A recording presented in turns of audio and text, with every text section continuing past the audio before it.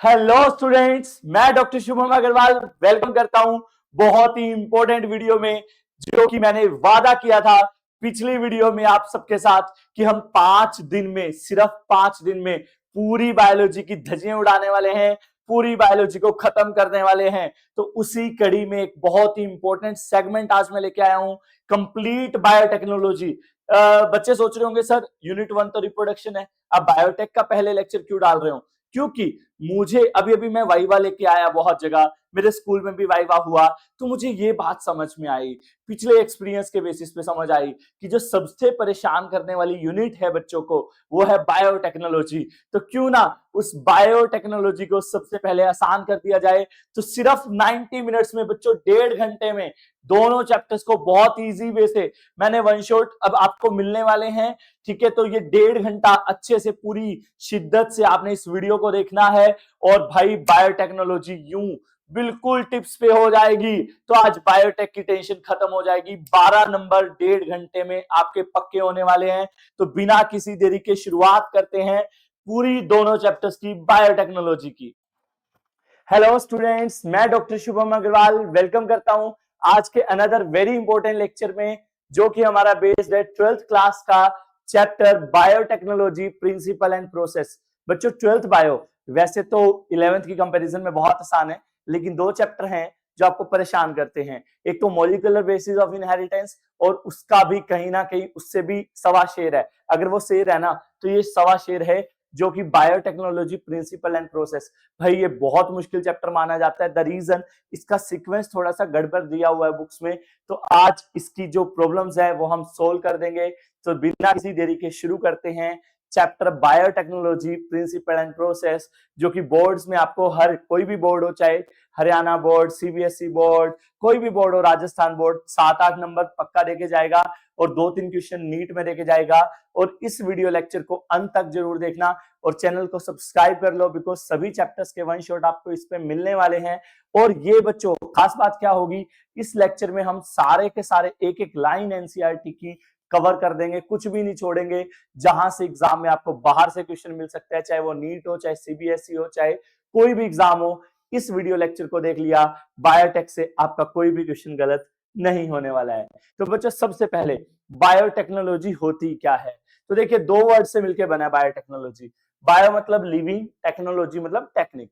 देखिए आज साइंस ने बहुत ज्यादा प्रोग्रेस कर ली है, हमारे पास गजब की टेक्नोलॉजी आ गई है जो कभी हमने सोचा भी नहीं था। आज ऐसी ऐसी टेक्नोलॉजी आ गई है, stem cell, in vitro fertilisation, gene therapy हो रही है। ये सब किसकी देन है बच्चों? बायोटेक की देन है। बच्चों टेक्निक्स की हेल्प से लिविंग ऑर्गेनिज्म में कुछ मॉडिफिकेशन की जा रही है। लिविंग ऑर्गेनिज्म और टेक्निक्स को मिला के कुछ ऐसे प्रोडक्ट किए जा रहे हैं जो ह्यूमन के लिए बहुत बेनिफिशियल है। That is actually biotechnology. तो बच्चों डेफिनेशन में हम क्या बोलेंगे?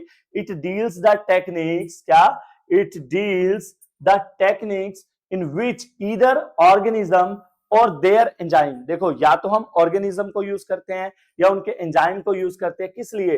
To produce products and services. सीधी सी बात है भाई, टेक्नोलॉजी और ऑर्गेनिज्म को, लिविंग ऑर्गेनिज्म को मिला के कुछ ऐसे प्रोडक्ट और सर्विसेज क्रिएट करना जो ह्यूमंस के लिए बेनिफिशियल हो, that is what we call biotechnology. It's a sangam. संगम होता है मिलना, किस किस का? लिविंग ऑर्गेनिज्म का और टेक्नोलॉजी का, दोनों को मिला दिया जाए। देखिए आप बैटमैन, सुपरमैन, स्पाइडरमैन ये सब सोचते हैं ना, ये सब पॉसिबल है भाई बायोटेक्नोलॉजी की वजह से। आज आपको इस चैप्टर में बड़ी इंटरेस्टिंग बातें बताने वाला हूं। अगर आपने क्रिश 3 मूवी देखी है, उसमें वो विलेन एक कैसे ऐसे क्रिएचर क्रिएट कर देता है जो कि छिपकली के जीन्स डाल देते हैं, उनमें बहुत सारी प्रॉपर्टीज होती हैं। तो ये सब बच्चों बायोटेक की वजह से पॉसिबल है और आने वाले टाइम में आप देखने भी वाले हैं। हालांकि ह्यूमंस पे तो इतना एक्सपेरिमेंट अलाउड नहीं है। खैर बच्चों, बायोटेक्नोलॉजी की जो बेस्ट डेफिनेशन है वो दी थी बच्चों ईएफबी ने। किसने दी थी? ईएफबी ने, यूरोपियन फेडरेशन ऑफ बायोटेक्नोलॉजी। किसने दी थी भाई बायोटेक की सही definition? European federation of biotechnology ने। बच्चों यूरोपियन फेडरेशन ऑफ बायोटेक्नोलॉजी क्या कहती है?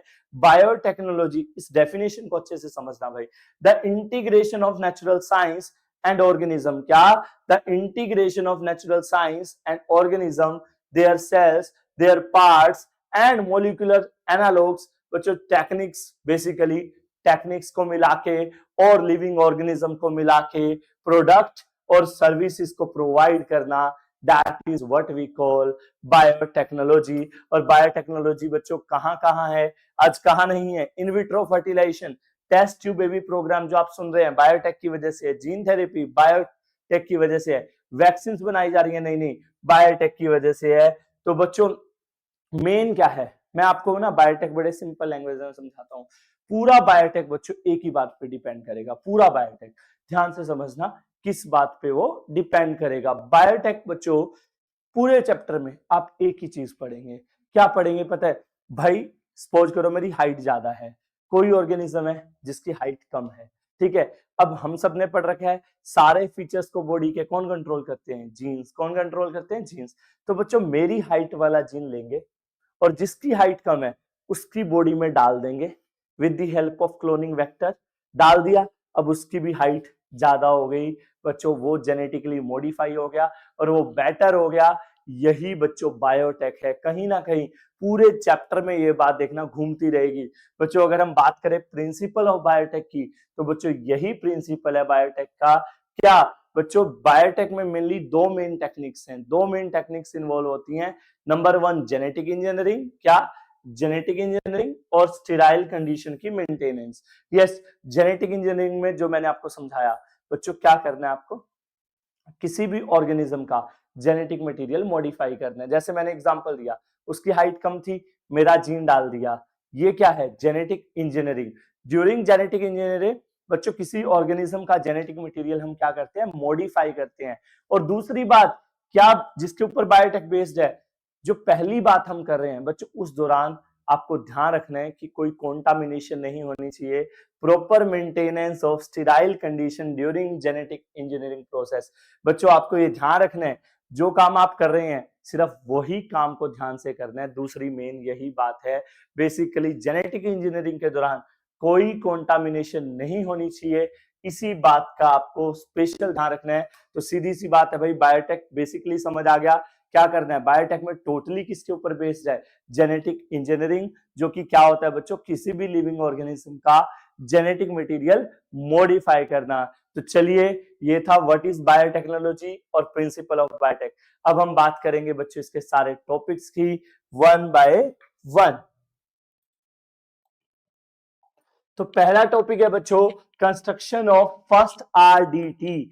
बच्चों पहली बार ये जो जेनेटिक इंजीनियरिंग है, कहीं ना कहीं उसी को हम बच्चों क्या बोलते हैं? Recombinant DNA technology. तो रिकॉम्बिनेंट डीएनए, सीधा सा मतलब वर्ड्स को तोड़ना आज बहुत आसान बना देंगे भाई बायोटेक। पहला टॉपिक है, पहली बार किसने ये पंगे लिए थे कि जेनेटिक इंजीनियरिंग से मॉडिफाई किया जाए, किसी लिविंग ऑर्गेनिज्म को मॉडिफाई सबसे पहले किसने किया था बच्चों? रिकॉम्बिनेंट डीएनए टेक्नोलॉजी किसने की थी पहली बार? रिकॉम्बिनेंट का मतलब क्या है? दोबारा कंबाइन, री का मतलब दोबारा, कंबाइन किया हुआ डीएनए। तो वो ऑर्गेनिज्म जिसका डीएनए मॉडिफाई किया गया, तो पहली बार ये कारनामा किसने दिखाया था बच्चों? ये इंपॉर्टेंट क्वेश्चन है, आ सकता है भाई किसने और क्या फर्स्ट आरडीटी की थी। तो बच्चों फर्स्ट आरडीटी जो परफॉर्म की थी वो की थी कोहन एंड बॉयर ने।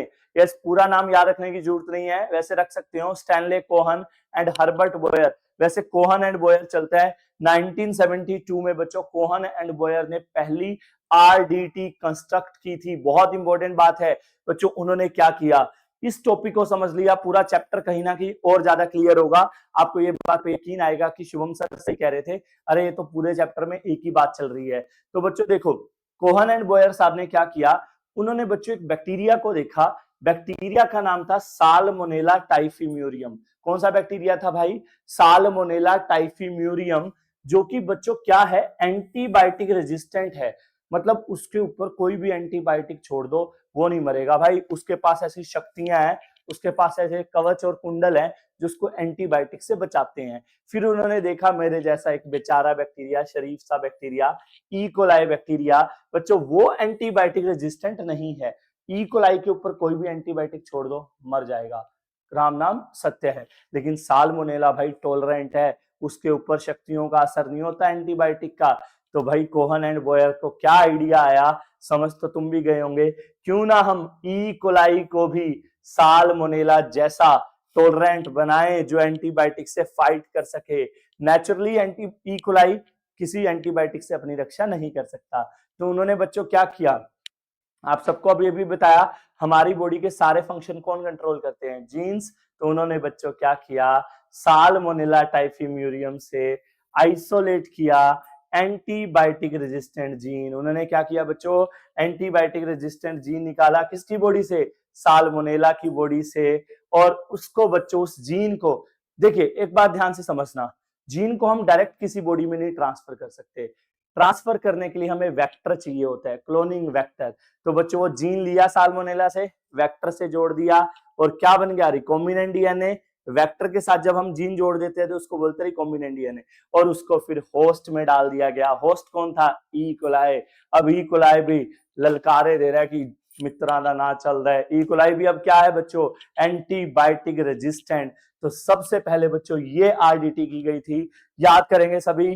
कोहन एंड बोयर ने बच्चों 1972 में पहली बार आरडीटी की थी। उन्होंने क्या किया, एंटीबायोटिक रेजिस्टेंट जीन निकाला, किसकी बॉडी से, साल्मोनेला की बॉडी में, और वेक्टर की हेल्प से किस में डाल दिया, ई कोलाई में, जिससे ई कोलाई भी बच्चों क्या बन गया, एंटीबायोटिक रेजिस्टेंट। तो बच्चों ये था आपका फर्स्ट आरडीटी किसने की थी। तो बच्चों अब आपका पहला टॉपिक क्या रहेगा, बेसिकली बायोटिक आपको समझ आ ही गया होगा। क्या करना है, किसी ऑर्गेनिज्म का जो जीन हमें अच्छा लग रहा है, जो कैरेक्टर अच्छा लग रहा है, वो वाला जीन लेंगे, इंटरेस्टेड जीन, फॉरेन जीन लेंगे और वेक्टर के साथ जोड़ के किस में डाल देंगे, होस्ट में। तो बच्चों सबसे पहला स्टेप आपका इस प्रोसेस में क्या रहेगा, आइसोलेशन ऑफ डीएनए। पहले वो जीन निकालना है ना हमें, तो उस जीन को कैसे निकालते हैं, डीएनए को कैसे निकालते हैं ऑर्गेनिज्म का। और ये टॉपिक बच्चों वैसे भी बहुत इंपॉर्टेंट है, क्योंकि आपका सबका 12th में एक प्रैक्टिकल है, 5 मार्क्स का, कंपलसरी है हर स्टूडेंट को पूरे इंडिया के ये एक्सपेरिमेंट करना है 5 मार्क्स में, प्रैक्टिकल में, आइसोलेशन ऑफ डीएनए। तो ये टॉपिक से एक्सटर्नल एग्जामिनर भी क्वेश्चन पूछता है, इसको ध्यान से समझना। आइसोलेशन ऑफ डीएनए, भाई डीएनए कैसे निकालते हैं बच्चों, 3 कोड होते हैं पेपर में, ए बी सी। तो तीनों कोड में अलग अलग क्वेश्चन बच्चों आ सकते हैं एग्जाम में। बताओ डीएनए आइसोलेशन प्लांट सेल से कैसे करेंगे, बैक्टीरिया सेल से कैसे करेंगे और फंजाई सेल से कैसे करेंगे। तो बच्चों सबसे पहले प्लांट सेल देखते हैं। देखो ये प्लांट सेल है भाई बच्चों, इसके अंदर डीएनए भी है, ठीक है, आरएनए भी है, ये आरएनए है, और ये प्रोटीन भी है बच्चों। सपोज करो ये प्रोटीन है व्हाइट वाला, तो हमें ये डीएनए निकालना है। तो हम कैसे निकालेंगे, तो बच्चों सबसे पहले तो ये जो प्लांट सेल की वॉल है बाहर वाली, इसको रप्चर करेंगे ना, इसको तोड़ेंगे। तो सबसे पहले बच्चों प्लांट सेल को हमने सेलुलेज एंजाइम से ट्रीट किया, जो क्या करेगा बच्चों, इसकी वॉल को ब्रेक कर देगा। देखते ही देखते बच्चों ये नेक्ड हो जाएगी सेल, इसकी जो वॉल है वो रप्चर हो जाएगी। तो सबसे पहले क्या किया भाई, प्लांट सेल को हमने सेलुलेज से ट्रीट किया, जिसने इसकी वॉल को ब्रेक कर दिया। अब ये सेल क्या होगी, नेक्ड हो गई। नेक्ड प्रोटोप्लाज्म सब कुछ नजर आ रहा है, इसका डीएनए, आरएनए, प्रोटीन, बच्चों ये नेक्ड होगी, इसकी कवर जो हमने ब्रेक कर दिया बच्चों। लेकिन हमें क्या चाहिए, सिर्फ डीएनए चाहिए ना आरएनए चाहिए ना प्रोटीन। तो बच्चों अब हम इसको किससे ट्रीट करेंगे, प्रोटोप्लाज्म को, आरएनएज एंजाइम से और प्रोटीएज एंजाइम से। आरएनएज क्या करेगा बच्चों, आरएनए को खा जाएगा, प्रोटीएज क्या बच्चों, प्रोटीन्स को खा जाएगा, बचेगा कौन, यस हमारा डीएनए। और डीएनए को बच्चों हम प्रेसिपिटेट कर लेंगे, प्योरीफाई कर लेंगे with the help of chilled ethanol. तो this is how DNA isolation is done from a plant cell. और ये आपका एक्सपेरिमेंट भी है बच्चों, प्लांट सेल से आपको डीएनए निकालना भी है। तो कैसे निकालते हैं प्लांट से डीएनए, सबसे पहले प्लांट सेल को सेलुलेज से ट्रीट करेंगे, जिससे हमें नेक्ड प्रोटोप्लाज्म मिल जाएगा। नेक्ड प्रोटोप्लाज्म को बच्चों हम आरएनएस, प्रोटीएज से ट्रीट करेंगे। We obtain DNA which get precipitated with the help of chilled ethanol। MCQ आ सकते हैं नीट में, डीएनए को प्रेसिपिटेट किससे किया था, सीबीएसई में आ सकता है, चिल्ड इथेनॉल ने से। अब बच्चों बैक्टीरिया से डीएनए कैसे निकालेंगे, बच्चों सेम प्रोसेस है, बस जो फर्स्ट एंजाइम है वहां पे सेलुलेज डाला था, यहाँ पे हम लाइसोजाइम डालेंगे और हमें नेक्ड प्रोटोप्लाज्म मिल जाएगा। आगे का प्रोसीजर बिल्कुल एज इट इज सेम बच्चों। फंजाई की सेल वॉल काइटिन की बनी होती है, तो काइटिन को किससे रप्चर करेंगे, काइटिनेज से, सेल नेक्ड हो जाएगी। आरएनएज डालेंगे, प्रोटीएज डालेंगे, डीएनए को चिल्ड इथेनॉल से क्या कर लेंगे, प्रेसिपिटेट। तो बच्चों अब खुशी की बात है, हमारा डीएनए हम निकाल चुके हैं। सपोजिंगली ये डीएनए हमें मिल गया है बैक्टीरिया से, प्लांट से या फंजाई से। कैसे मिला आपने देख लिया बच्चों, लेकिन अब हमें पूरा डीएनए थोड़ी चाहिए, हमें तो एक पर्टिकुलर जीन चाहिए। क्या चाहिए? जीन। सपोज करो हमें तो सिर्फ ये वाला सेगमेंट चाहिए, तो अब क्या करना पड़ेगा, या ये वाला सेगमेंट चाहिए डीएनए का, तो अब हमें क्या करना पड़ेगा, डीएनए की कटिंग करनी पड़ेगी। ये पर्टिकुलर पीस चाहिए ना, ये पर्टिकुलर सेगमेंट चाहिए ना डीएनए का। तो अब बच्चों स्टेप वाइज समझना है, पहले डीएनए निकाल लिया, फिर डीएनए का वो जीन लेंगे, वेक्टर पढ़ेंगे, वेक्टर से जोड़ेंगे और फिर फाइनली होस्ट में डाल देंगे। बहुत सिंपल रखना है, पॉइंट माइंड में रखना है कि हम चैप्टर में कहाँ हैं। तो बच्चों अब आइए, इस डीएनए को कट करने का समय आ गया है। और बच्चों डीएनए पे कट लगाने के लिए जिन एंजाइम्स का हम इस्तेमाल करते हैं, such enzymes are called restriction enzyme. Such enzymes are called restriction enzyme. बच्चों restriction enzyme actually nuclease class से बिलोंग करते हैं। न्यूक्लियस बोले तो जो न्यूक्लिक एसिड को तोड़ेगा। आरएनए डीएनए क्या होते हैं? न्यूक्लिक एसिड ही तो होते हैं, तो उनको कट करते हैं, तो न्यूक्लियस क्लास से बिलोंग करते हैं। और न्यूक्लियस बच्चों दो टाइप के होते हैं, एंडोन्यूक्लियस, एक्सोन्यूक्लियस। बच्चों एंडोन्यूक्लियस क्या होता है? जो डीएनए पे स्पेसिफिक कट्स लगाते हैं। जैसे ये डीएनए है, सपोज करो आपको पर्टिकुलर कट लगाना है यहाँ वाला, तो वो कौन लगाएगा बच्चों? एंडोन्यूक्लियस। और एक्सोन्यूक्लियस, सपोज करो बच्चों आपको टर्मिनल कट चाहिए, इतना पार्ट चाहिए कॉर्नर वाला, तो बच्चों कौन से एंजाइम यूज होते हैं? एक्सोन्यूक्लियस। लेकिन आपको अभी अभी मैंने बताया हमें तो डीएनए का एक पर्टिकुलर सेगमेंट चाहिए ना, तो हमारा एक्सोन्यूक्लियस किसी काम का नहीं। तो मेनली हम बच्चों किसके ऊपर स्टिक करेंगे? रेस्ट्रिक्शन एंडोन्यूक्लियस के ऊपर। और बच्चों इससे एक क्वेश्चन श्योर है एग्जाम में बच्चों, अगले जो 10 से 12 मिनट है, एक क्वेश्चन पक्का गारंटी है, नीट या सीबीएसई में आएगा ही आएगा। बहुत इंपॉर्टेंट टॉपिक है रेस्ट्रिक्शन एंडोन्यूक्लियस। तो चलिए 3-4 क्वेश्चन बनते हैं, एक लगभग पेपर में आ जाएगा इस टॉपिक से। तो बच्चों रेस्ट्रिक्शन एंडोन्यूक्लियस की अगर हम बात करें तो बच्चों उनको मोलिकुलर सीजर कहा जाता है। क्या कहा जाता है? Molecular scissor. क्यों कहा जाता है आप सबको पता है, बिकॉज दे मेक। सीजर का काम क्या होता है भाई? कट करना, कपड़ों को कट करती है, पेपर को कट करती है। ये मॉलिक्यूलर सीजर है, ये पेपर नहीं कट करते, ये क्या करते हैं? They make specific cuts on DNA. तो ये पेपर में पूछा जा सकता है, why endonucleases are called molecular scissor? Because they make cuts on genetic material। DNA RNA पे स्पेशल कट लगाते हैं। बच्चों बहुत सारे एंजाइम अभी तक डिस्कवर हो चुके हैं, लगभग 900 से ज्यादा एंडोन्यूक्लियस डिस्कवर हो चुके हैं, जो कि सारे के सारे बच्चों हमें मिले हैं 230 डिफरेंट स्ट्रेन ऑफ बैक्टीरिया से। बच्चों सारे के सारे 900 से ज्यादा एंजाइम मिले हैं, रेस्ट्रिक्शन एंजाइम, जो कि हमें 230 अलग अलग प्रकार के बैक्टीरिया से मिले हैं। और बच्चों जो पहला एंडोन्यूक्लियस था, यस वेरी इंपॉर्टेंट, उसका नाम था बच्चों हिंद-2। यस, फर्स्ट एंडोन्यूक्लियस का नाम क्या था बच्चों? हिंद-2। हिंदुस्तान का इसमें कोई लेना देना नहीं है। हिंद-2 का क्यों नाम पड़ा, आइए जानते हैं। यस, अगला टॉपिक यही पढ़ेंगे, कैसे बच्चों ये जो 900 के 900 एंजाइम हैं, इनको नेम किस बेसिस पे दिया जाता है। जैसे आपका नेम किसने रखा? पंडित जी ने, बुआ ने, मासी ने, मम्मा ने, पापा ने, किसी ने भी नेम रख दिया है ना, अल्फाबेट निकलवाया पंडित से और नेम रख दिया। लेकिन बच्चों इनका जो नेम है उसका पूरा प्रोसीजर है, और बहुत इंपॉर्टेंट टॉपिक है पेपर में आने के लिए, काफी बार एग्जाम में इससे क्वेश्चन आता है, बहुत इंपॉर्टेंट है भाई। तो बच्चों हमने एग्जाम्पल ले लिया एक एंजाइम का, इको R1 एंजाइम का। इसका नाम सुनने की आदत डालो, 2 से 3 क्वेश्चन इसी एंजाइम पे बनते हैं। इको R1, जैसे पहला एंडोन्यूक्लियस कौन था? हिंद-2। तो बच्चों चाहे उसका नाम ले लो, लेकिन एग्जाम्पल बुक में समझाया हुआ है इको R1। कोई भी एंजाइम है बच्चों, उसका जो फर्स्ट लेटर है वो बच्चों हमेशा रिप्रेजेंट करता है नेम ऑफ जीनस को। किसको? नेम ऑफ जीनस को। कोई भी रेस्ट्रिक्शन एंजाइम है, that first letter comes from genus, second और third letter comes from species. Yes, first letter किसको डिनोट करेगा बच्चों? जीनस को। सेकंड और थर्ड लेटर आएगा नेम ऑफ स्पीशीज से, और जो फोर्थ लेटर होगा वो रिप्रेजेंट करेगा बच्चों नेम ऑफ स्ट्रेन को। और जो रोमन में काउंटिंग लिखी होगी 1 2 3 4 बच्चों, वो रिप्रेजेंट करेगा आपका ऑर्डर ऑफ आइसोलेशन को। जैसे हिंद-2 था, हिंद-2 में भी अब देखो एच किसको रिप्रेजेंट कर रहा है बच्चों? नेम ऑफ जीनस को। आईएन किसको रिप्रेजेंट करेगा? स्पीशीज को। डी किसको रिप्रेजेंट करेगा? स्ट्रेन को। और 2 किसको रिप्रेजेंट करेगा, ऑर्डर ऑफ आइसोलेशन को। तो बच्चों ये था नेमिंग। जैसे इको आर1 जो एंजाइम है बच्चों वो एक बैक्टीरिया से मिलता है, सारे बैक्टीरिया से मिलते हैं, लेकिन जो इको आर1 मिलता है वो हमें किससे मिलता है, स्कैरकिया कोलाई RY13, बहुत कॉमन बैक्टीरिया है, हमारी बॉडी में पाया जाता है इंटेस्टाइन में, उसी से बच्चों इको आर1 एंजाइम निकाला गया था, स्कैरकिया कोलाई RY13। तो स्कैरिया जीनस है, उसका ई ले लिया, कोलाई स्पीशीज थी जिसका को ले लिया, RY13 स्ट्रेन था जिसका आर ले लिया, और 1 is representing order of isolation. तो बच्चों इस तरीके से आपको मैंने बताया कैसे एंजाइम्स को नेम दिया जाता है। अब हम बात करेंगे बच्चों एंजाइम काम कैसे करते हैं।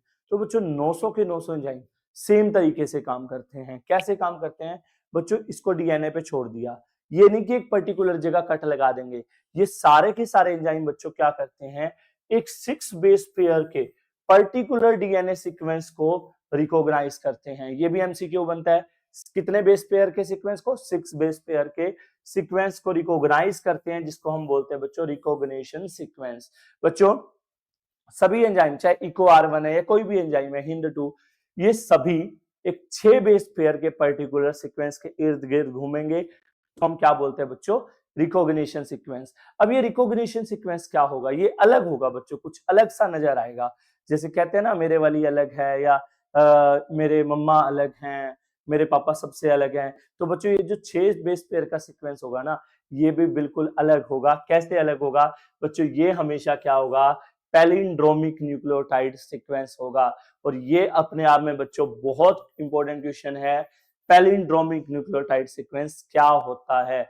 बच्चों पैलिंड्रोमिक न्यूक्लियोटाइड सीक्वेंस क्या होता है, वो डीएनए सीक्वेंस बच्चों जो सेम रीड किया जाता है दोनों डायरेक्शन से। जैसे तुम एक बात कनक बोलो, कनक, अब कनक को बच्चों आगे से पढ़ लो या पीछे से, सेम रीड होगा, कनक, है ना। लेवल, जैसे लेवल, अनदर एग्जांपल, मैं इंग्लिश में पैलिंड्रोमिक समझा रहा हूं, पहले लेवल को पढ़ो LEVEL, लेवल, इधर से पढ़ो लेवल।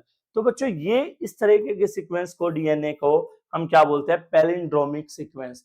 फॉर एग्जांपल बच्चों जो इको आर1 है उसका जो पैलिंड्रोमिक सीक्वेंस है, ये भी एमसीक्यू आ सकता है, वो बच्चों 6 बेस पेयर का जो पैलिंड्रोमिक सीक्वेंस है वो देखते हैं।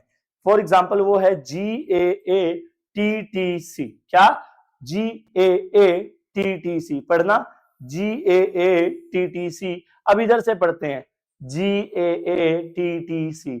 तो बच्चों चाहे इधर से पढ़ लो या इधर से, ये सेम रीड हो रहा है बच्चों, यही क्या था, पैलिंड्रोमिक सीक्वेंस, जो सेम रीड होता है दोनों डायरेक्शन से और जो 6 बेस पेयर का होता है। तो बच्चों इको आर1 क्या करता है, इस सीक्वेंस को आइडेंटिफाई करेगा और फिर G और A के बीच में बच्चों वो कट लगा देगा। तो this is how Eco R one actually act.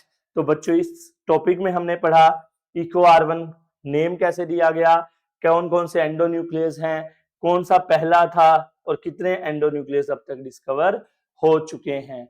अब बच्चों अब हमारा क्या था, देखिए हमने क्या किया, डीएनए लिया, ये डीएनए सपोज करो, इसके कट कर दिए, इसके पीसीस कर दिए भाई, एंडोन्यूक्लियस से ट्रीट किया इसको और इसके क्या हो गए बच्चों, पीसीस। लेकिन अब इन पीसीस को सेपरेट भी तो करना है, क्या करना है, सेपरेट। और बच्चों वो सेपरेशन हम करते हैं अगले टॉपिक से, that is by gel electrophoresis. ये भी बच्चों इंपॉर्टेंट टॉपिक है, अच्छा टॉपिक है बच्चों। जेल इलेक्ट्रोफोरेसिस से हम क्या करते हैं, जो डीएनए फ्रेगमेंट्स हैं उनको सेपरेट करते हैं, उनको हम पाते हैं, that is called gel electrophoresis. बड़ी इंटरेस्टिंग वो है, ये बड़ा इंटरेस्टिंग टॉपिक है बच्चों, ध्यान से समझना। जेल इलेक्ट्रोफोरेसिस में हम करेंगे क्या, पहले ध्यान से समझो भाई, मैं ही समझाता हूं। देखो बच्चों जेल इलेक्ट्रोफोरेसिस में हम क्या करेंगे बच्चों, हम एग्रोस जेल लेंगे, क्या लेंगे, एग्रोस जेल। बच्चों इस प्रोसेस में हम एग्रोस जेल ले लेते हैं, जो कि हमें मिलता है बच्चों सीवीड से। किससे मिलता है, जो समुद्र में अनवांटेड प्लांट होते हैं उससे हमें मिलता है एग्रोस जेल। क्या मिलता है, एग्रोस जेल। वो ले लिया बच्चों हमने, और हमें करना क्या है, हमें बच्चों डीएनए के पीसीस हैं, जो सपोज करो ये डीएनए के पीसीस हैं,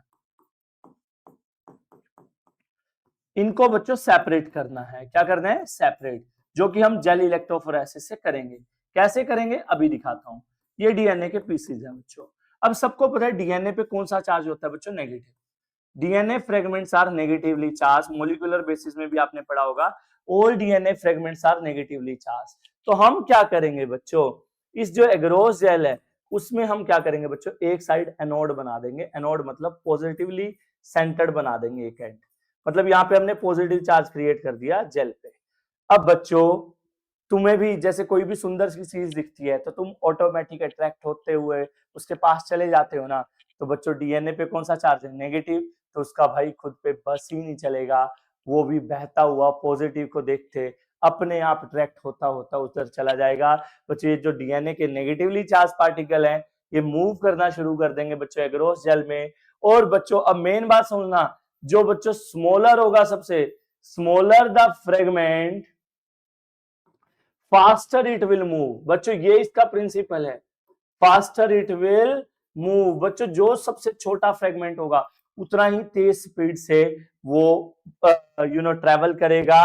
और बच्चों सभी डीएनए फ्रेगमेंट जो सबसे छोटा है वो यहां आ जाएगा, फिर उससे बड़ा बच्चों, फिर उससे बड़ा, फिर उससे बड़ा और फिर उससे बड़ा। बच्चों all DNA fragments get separated on the basis of size. जो सबसे छोटा होगा बच्चों वो सबसे पहले, उसके बाद उससे बड़ा, उसके बाद उससे बड़ा। और बच्चों हम इसके अंदर, इस प्रोसेस के अंदर फिर एक रीजन डालते हैं, यस इथिडियम ब्रोमाइड।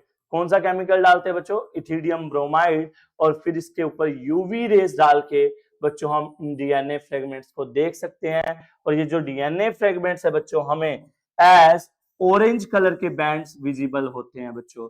डीएनए के जो फ्रेगमेंट्स हैं ये हमें किस तरीके के अपीयर होते हैं बच्चों, ब्राइट ऑरेंज कलर के नजर आते हैं हमें, क्योंकि बच्चों कौन सा केमिकल डाला है इसमें, इथिडियम ब्रोमाइड, जिसकी वजह से बच्चों ये हमें ब्राइट ऑरेंज कलर के बैंड नजर आते हैं। अब बच्चों हम इन डीएनए फ्रेगमेंट्स को कट कर लेंगे, दैट इज कॉल्ड इल्यूशन। देखिए सीधी सी बात है, सबसे पहले क्या किया, रेस्ट्रिक्शन एंडोन्यूक्लियस ने कट कर लिया डीएनए को पीसेस में। फिर क्या हुआ, negatively charge DNA fragments are forced to move towards anode, towards electric field through the agarose gel. Agarose gel में वो मूव करने लग जाएंगे। Smaller the fragment faster it move. बच्चों साइज के बेसिस पे सारे फ्रेगमेंट अलग हो गए। अब बच्चों उनको हम किससे स्टेन कर देंगे, इथिडियम ब्रोमाइड और यूवी रेस से, जिसकी वजह से हमें बच्चे ब्राइट ऑरेंज कलर के बैंड मिलेंगे। अब उनको हम कट कर लेंगे बच्चों, और इस कट करने की प्रोसेस को क्या बोलते हैं, इल्यूशन। तो बच्चों ये था आपका जेल इलेक्ट्रोफोरेसिस। आप बुक में ये पिक्चर देख रखी है, देखो बच्चों यहाँ पे हमने क्या बना रखा है, एनोड। क्या बना रखा है, एनोड। तो बच्चों ये देखो डीएनए के पीसेस सारे सेपरेट हो गए, सबसे छोटा फिर बड़ा फिर बड़ा फिर बड़ा। तो बच्चों साइज के बेसिस पे सभी डीएनए पीसेस क्या हो जाते हैं, सेपरेट हो जाते हैं। डन। नाउ बच्चों अब डीएनए के हमें फ्रेगमेंट्स भी कर लिए। सपोज करो देखिए ये डीएनए था, हमने इस डीएनए के पीसेस कर लिए, और अब हमें बच्चों जो मेन पीस है वो ये वाला है, इसको हमने होस्ट में ट्रांसफर करना है, इस वाले को। तो बच्चों मैंने आपको बताया था कि हम डायरेक्ट पीस को ट्रांसफर नहीं कर सकते, पीस को, किसी भी जीन को किसी बॉडी से ट्रांसफर करना है तो we need a cloning vector. तो बच्चों अगला टॉपिक वही है, क्लोनिंग वेक्टर। बच्चों क्लोनिंग वेक्टर्स क्या होते हैं, ये वो व्हीकल होते हैं जिसकी हेल्प से हम बच्चों क्या करते हैं, जीन क्लोनिंग करते हैं, जीन को एक बॉडी से दूसरी बॉडी में ट्रांसफर करते हैं। तो जो इसमें हेल्प करते हैं उनको हम क्या बोलते हैं बच्चों, क्लोनिंग वेक्टर। बच्चों दो most commonly use cloning vector है हमारे सामने, प्लाज्मिड और बैक्टीरियोफेज। बच्चों प्लाज्मिड क्या होते हैं, दे आर स्मॉल सर्कुलर, छोटे छोटे सर्कुलर आउटलाइन के, एक्स्ट्रा क्रोमोसोमल, क्रोमोसोम के अलावा छोटे छोटे बच्चों बैक्टीरिया की बॉडी में पाए जाने वाले डीएनए जो कि सेल्फ रेप्लिकेट कर सकते हैं।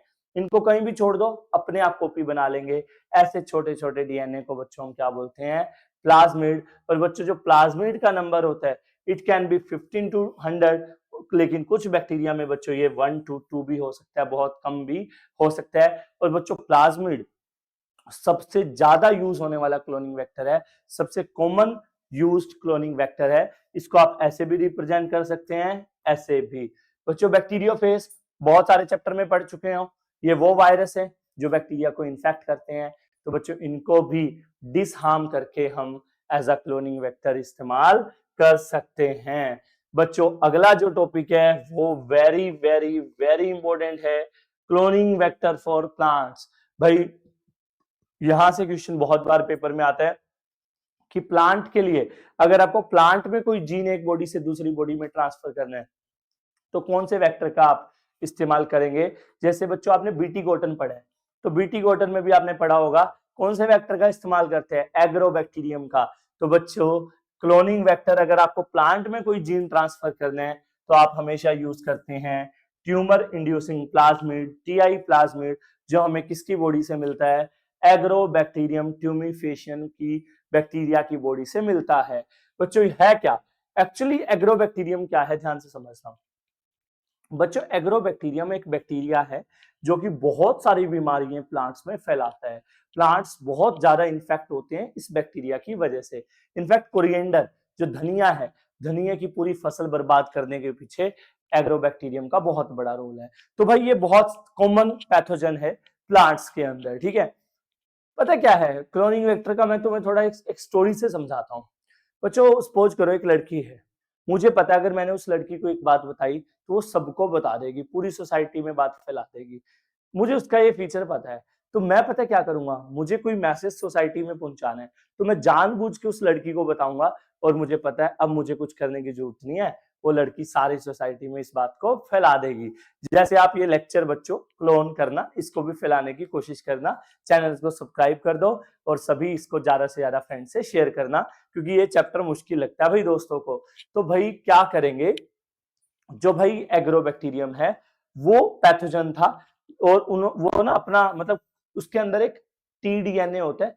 बेसिकली एग्रोबैक्टीरियम के अंदर एक प्लाज्मिड होता है जिसको हम बोलते हैं टीआई प्लाज्मिड, और इसके भी एक पर्टिकुलर जीन होता है इसके अंदर जिसको हम बोलते हैं टीडीएनए। ये टीडीएनए क्या करता है बच्चों, ये नॉर्मल सेल्स को आराम से ट्यूमर सेल में कन्वर्ट कर देता है। तो हमने क्या किया बच्चों, इस टीआई प्लाज्मिड को एज अ क्लोनिंग वेक्टर इस्तेमाल शुरू कर दिया। ये क्या करता है बच्चों, अब जो भी जीन हमें ट्रांसफर करना है वो जीन हम इसकी हेल्प से आजकल प्लांट्स में कॉपी कर पाते हैं। तो बच्चों समझ आया, प्लांट्स में क्लोनिंग वेक्टर के तौर पे कौन यूज होता है, टीआई प्लाज्मिड, जो हमें किससे मिलता है, एग्रोबैक्टीरियम ट्यूमिफेशियन की बॉडी से। बच्चों अगर हम एनिमल्स की बात करें, एनिमल्स में हम जिस क्लोनिंग वेक्टर का यूज करते हैं वो यूज करते हैं बच्चों रेट्रोवायरस का। इसका बच्चों जो हार्मफुल पार्टिकल है वो निकाल के हम जो यूजफुल जीन जो हम कॉपी करना चाहते हैं वो इसकी बॉडी में डाल देते हैं और एज अ क्लोनिंग वेक्टर इसको इस्तेमाल कर रहे हैं। नाउ बच्चों अगर इस चैप्टर में कुछ मुश्किल है, कोई मुश्किल टॉपिक है, तो बच्चों अब हम वो पढ़ने जा रहे हैं कि कौन कौन से फीचर्स हैं जो कि क्लोनिंग की प्रोसेस को करने में हेल्प करते हैं एज द वेक्टर। वेक्टर के बच्चों अंदर कौन से फीचर होने चाहिए तभी क्लोनिंग आप कर पाएंगे। ये टॉपिक बड़ा ध्यान से समझना बच्चों। तो पहला फीचर है ओराई, ओरिजिन ऑफ रेप्लिकेशन। बच्चों हर एक वेक्टर के पास एक पर्टिकुलर साइट होगी जहां से वो रेप्लिकेशन की प्रोसेस स्टार्ट करता है, उस पोर्शन को हम क्या बोलते हैं बच्चों, ओराई। ओराई क्या होता है भाई, वो डीएनए का सीक्वेंस जहां से रेप्लिकेशन की प्रोसेस, डीएनए कॉपिंग की प्रोसेस स्टार्ट होती है उसको हम क्या बोलते हैं, ओराई। तो बच्चों कोई भी पीस डीएनए का जो हम कॉपी करना चाहते हैं किसी बॉडी में, वो तभी रेप्लिकेट कर पाएगा जब हम उसको ओराई के साथ बाइंड करेंगे। सपोज करो ये वेक्टर है, ये वेक्टर का बच्चों ओराई है, और ये हमारे पास बच्चों फॉरेन जीन है जिसको हम दूसरी की बॉडी में कॉपी करना चाहते हैं। तो हम क्या करेंगे बच्चों, ओराई के साथ फॉरेन जीन को अटैच कर देंगे और वो अपने आप बच्चों क्या हो जाएगा, कॉपी हो जाएगा।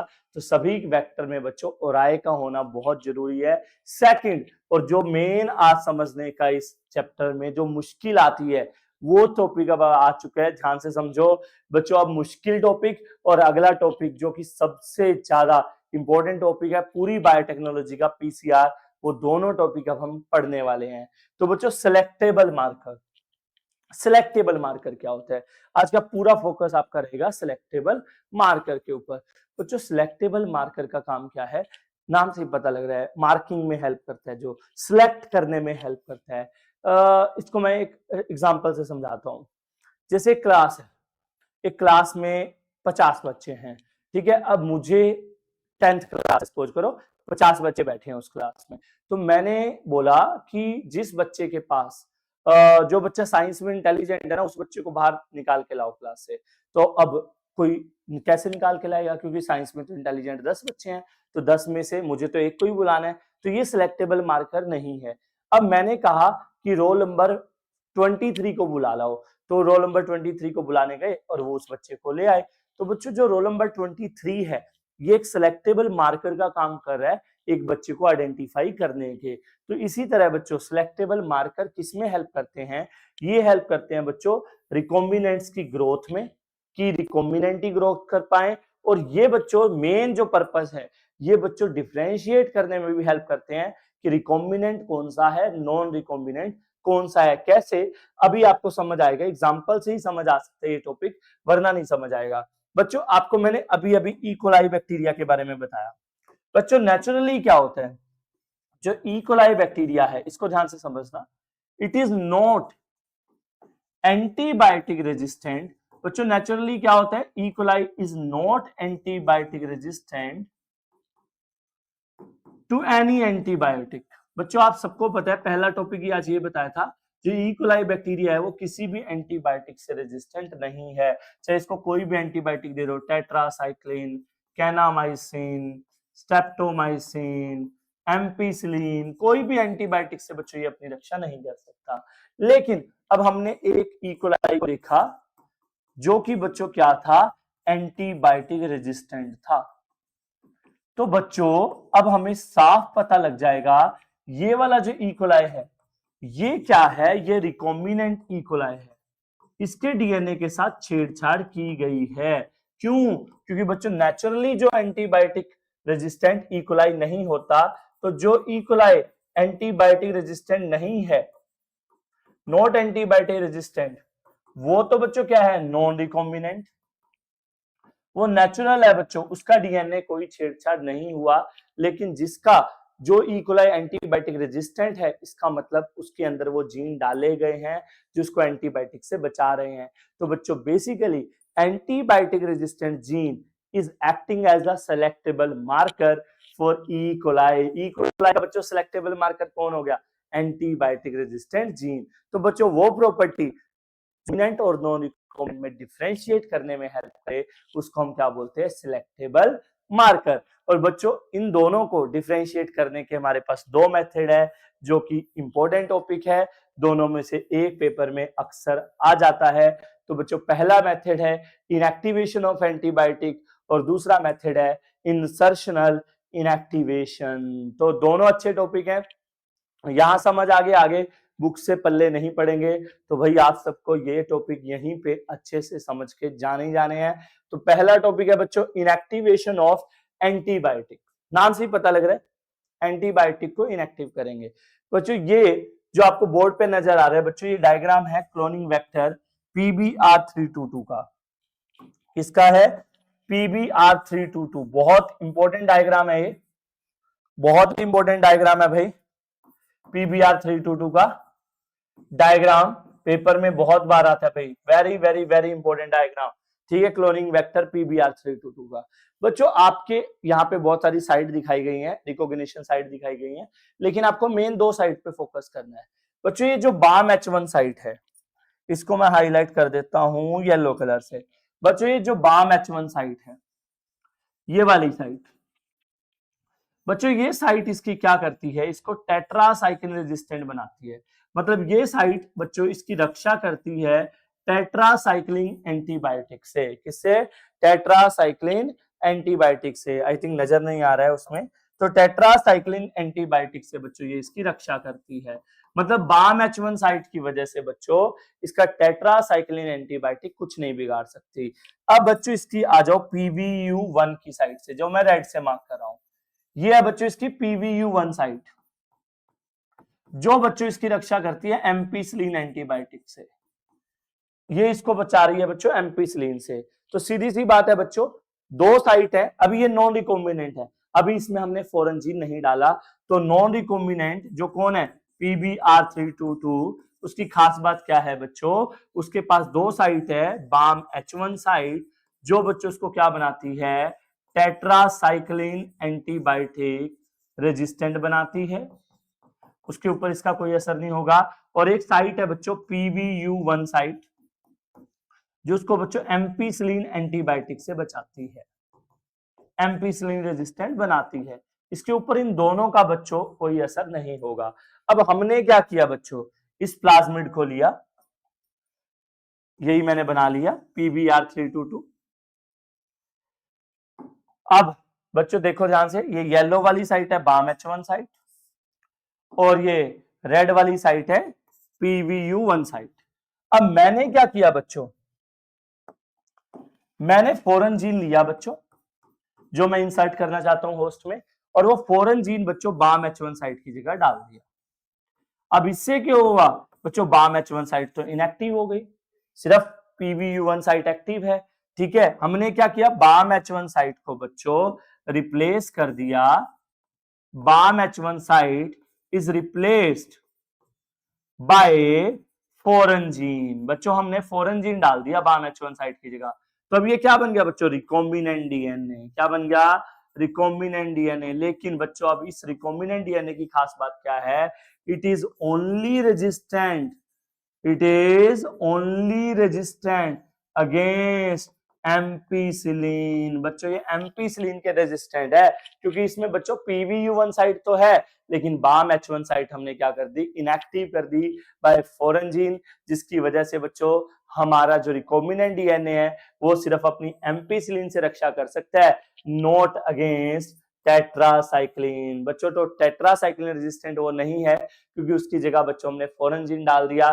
तो बच्चों टॉपिक का नाम क्या था, इनएक्टिवेशन ऑफ एंटीबायोटिक। हमने जो टेट्रासाइक्लिन एंटीबायोटिक थी उसको कर दिया, इसीलिए इस टॉपिक का ऐसा नाम दिया गया है। तो बच्चों हम कैसे डिफरेंशिएट कर सकते हैं, जो रिकॉम्बिनेंट है वो सिर्फ एक एंटीबायोटिक से रेजिस्टेंट है, एम्पीसिलिन से, नॉट अगेंस्ट टेट्रासाइक्लिन। बट जो नॉन रिकॉम्बिनेंट है PBr322 वो बच्चों एम्पीसिलिन से भी रेजिस्टेंट है और टेट्रासाइक्लिन से। और दूसरा मेथड है बच्चों इसको आइडेंटिफाई करने का, इंसर्शनल इनएक्टिवेशन।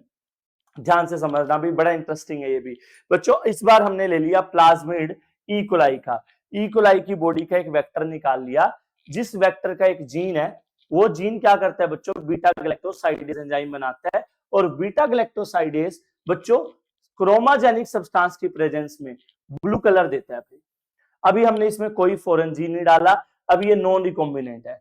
तो नॉन रिकॉम्बिनेंट की खास बात क्या है भाई, नॉन रिकॉम्बिनेंट कौन है, इकोलाई का प्लाज्मिड है, वो बच्चों कोड करता है बीटा गैलेक्टोसाइडेज के लिए, जो कि ब्लू कलर देता है बच्चों क्रोमाजेनिक सब्सटेंस की प्रेजेंस में। अब हमने क्या किया बच्चों, यही प्लाज्मिड, यही वेक्टर ले लिया, डन।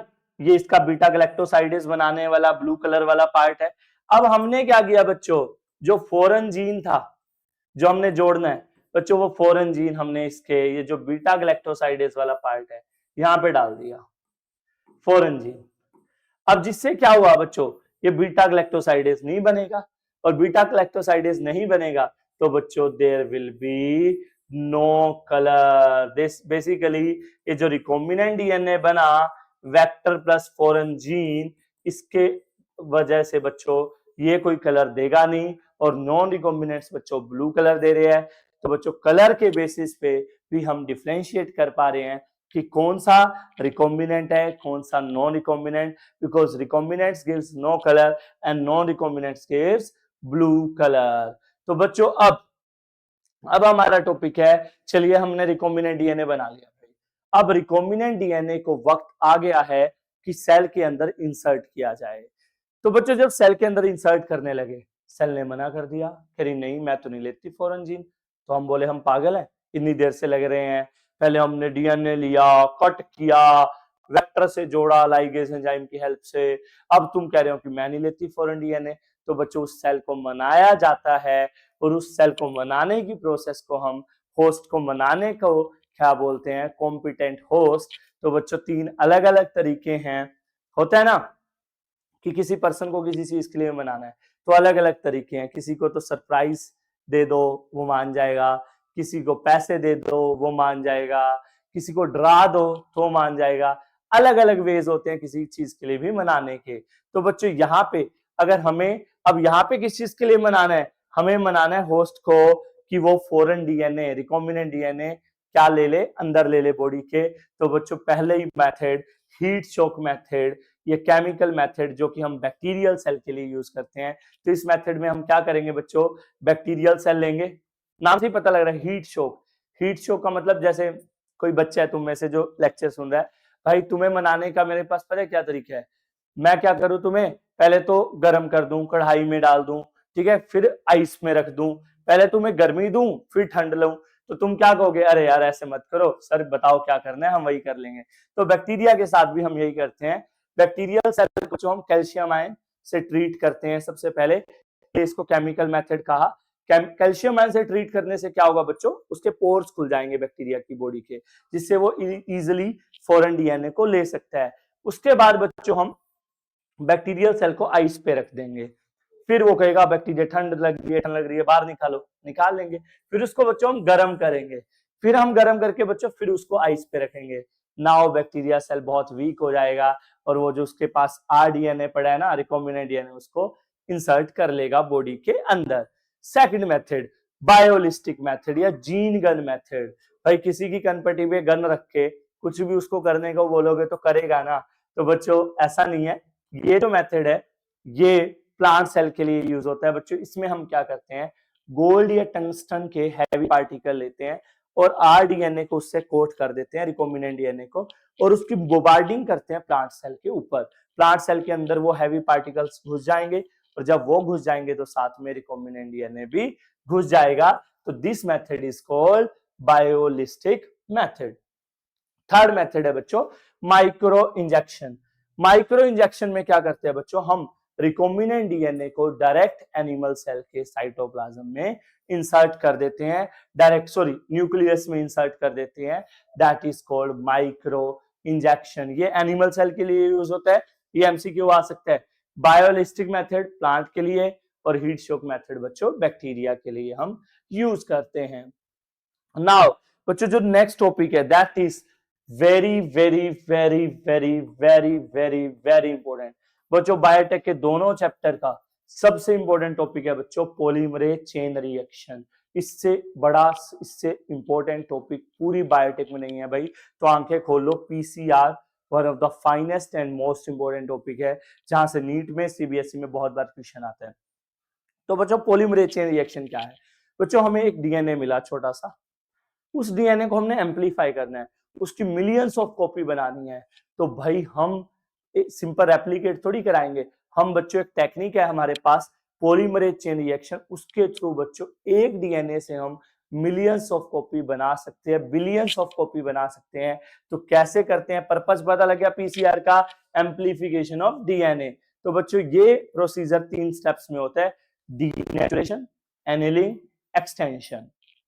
बच्चों सबसे पहले डीनेचुरेशन, हम जो डीएनए है डबल स्ट्रैंडेड डीएनए, उसको क्या करेंगे बच्चों, हीट करेंगे। क्या करेंगे, हीट करेंगे हाई टेम्परेचर पे, लगभग 90 to 92 डिग्री सेल्सियस पे। तो ये जो दोनों डीएनए के स्टैंड है ये सेपरेट हो जाएंगे। क्या हो जाएंगे, separate. This is what we call denaturation. क्या किया भाई, हमने डीएनए को हीट दिया जिससे डीएनए के दोनों स्टैंड क्या हो गए, सेपरेट।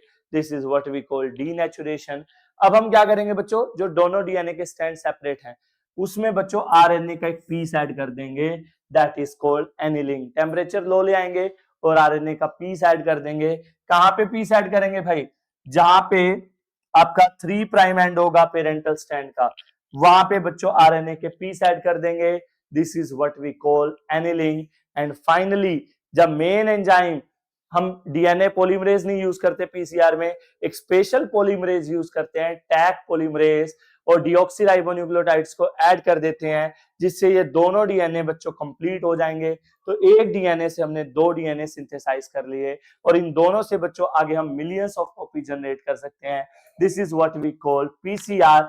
अब बच्चों कईयों के दिमाग में आ रहा होगा कि स्टैंड को पूरा करने के लिए तो हम डीएनए पॉलीमरेज का इस्तेमाल करते थे, टैग पॉलीमरेज का क्यों इस्तेमाल करते हैं? बिकॉज बच्चों पीसीआर में अबव 50 डिग्री सेल्सियस टेम्परेचर रहता है और इतने हाई टेम्परेचर पे सिंपल डीएनए पॉलीमरेज काम नहीं कर सकता। तो हम किसका इस्तेमाल करते हैं, टैग पॉलीमरेज का, जो कि हमें बच्चों एक थर्मोफिलिक टेम्परेचर लविंग बैक्टीरिया से मिलता है। टेम्परेचर लविंग बैक्टीरिया का नाम है थर्मस एक्वेटिकस। कौन सा बैक्टीरिया, थर्मस एक्वेटिकस, उस बैक्टीरिया से हमें मिलता है। तो बच्चों लास्ट टॉपिक है चैप्टर का बायो रिएक्टर। पीसीआर बड़ा अच्छे से कर लेना भाई, क्वेश्चन आएगा पेपर में। लास्ट टॉपिक है चैप्टर का बायो रिएक्टर, रट्टे वाला है भाई। इन दोनों को डायग्राम्स को रट लेना, पेपर में बनाना आ जाता है, स्पेशली इसका भाई स्टायर टैंक बायो रिएक्टर का बहुत बार आता है भाई। ये स्टायर टैंक है और ये स्पास टैंक है, ठीक है। ये होते क्या है बच्चों, बायो रिएक्टर, वर्ड्स को तोड़ो। बायो का मतलब क्या होता है, लिविंग। रिएक्टर का मतलब क्या होगा, रिएक्ट। तो बच्चों जहां लिविंग सेल्स रिएक्ट करती हैं, ऐसी डिवाइसेस को हम क्या बोलते हैं, बायो रिएक्टर। बच्चों बड़े बड़े लार्ज वेसल होते हैं लगभग 100 से 1000 लीटर के, जहां पे लिविंग सेल्स रिएक्ट करके डिजायर्ड प्रोडक्ट दे देती हैं, ऐसी डिवाइसेस को हम क्या बोलते हैं, बायो रिएक्टर। इसमें बच्चों हम पीएच, एसिड, बेस, हर चीज को, टाइम को, हर चीज को अच्छे से कंट्रोल कर सकते हैं। ऐसी डिवाइसेस को हम बायो रिएक्टर कहते हैं। दो कॉमनली यूज होने वाले बायो रिएक्टर है बच्चों, स्टायर टैंक और स्पास टैंक। ये ज्यादा कॉमनली यूज होता है और पेपर में इनका डायग्राम बनाना बहुत ज्यादा चांस है आ सकता है। लास्ट, डाउनस्ट्रीम प्रोसेसिंग की डेफिनेशन। बच्चों जो हमें प्रोडक्ट मिलेगा उसको बच्चों प्योरीफाई करने को, उसको आइसोलेट करने की प्रोसेस को हम क्या बोलते हैं बच्चों, downstream processing. Purification of desired product is what we call downstream processing. तो बच्चों ये था आपका बायोटेक प्रिंसिपल एंड प्रोसेस। मैंने बच्चों नीचे लिंक में आपको बायोटेक एप्लीकेशन और फ्लावर वाले का वन शॉट का भी दिया है, वो भी देख लीजिए। और इस चैनल को सब्सक्राइब और लाइक कीजिए, क्योंकि अगले भी आपको सारे वन शॉट इस चैप्टर के, पूरी बायो के इस पे मिलने वाले हैं। Thank you. हेलो स्टूडेंट्स, मैं डॉक्टर शुभम अग्रवाल आपका स्वागत करता हूं, वेलकम करता हूं आज के इस बड़े ही इंपॉर्टेंट लेक्चर में, जो कि बेस्ड है बायोटेक्नोलॉजी एंड इट्स एप्लीकेशन के ऊपर। बच्चों ये जो चैप्टर है one of my favourite chapter है, क्योंकि कहीं ना कहीं छोटा सा चैप्टर है, ज्यादा लेंथी नहीं है। हालांकि बच्चों को ये बड़ा मुश्किल लगता है, लेकिन आज ये मुश्किल आपको नहीं लगेगा, बिकॉज मैं पढ़ाने वाला हूं और आपको सिर्फ ये थोड़े से मिनट, गिने चुने मिनट, 6 नंबर कम से कम 6 मार्क्स बच्चों आपको पेपर में दिलाने वाले हैं, चाहे आप किसी भी बोर्ड के स्टूडेंट हैं। और साथ में आपको 2 से 3 क्वेश्चन नीट के पक्के मिलने वाले हैं। और चाहे कोई भी एंट्रेंस दे देना भाई, 2 से 3 क्वेश्चन सीयूईटी, नीट, कोई भी एग्जाम में आने वाले हैं। साथ में 6-7 नंबर सीबीएसई के थोड़े से मिनट, एक भी क्वेश्चन यहां से बाहर नहीं आएगा। लास्ट में मैं इंपॉर्टेंट टॉपिक्स और क्वेश्चंस भी आपको बताता चलूंगा। तो चलिए बिना किसी देरी के शुरू करते हैं बायोटेक्नोलॉजी एंड इट्स एप्लीकेशन। जिन्होंने चैनल को अभी तक सब्सक्राइब नहीं किया है, अभी मेडिकल एग्जाम्स बहुत सारे आने वाले हैं, उनकी डिटेल्स भी आपको इसी चैनल पे मिलने वाली है। तो जल्दी से जल्दी इसको सब्सक्राइब कर लो और रिंग का बेल का बटन भी दबा लो।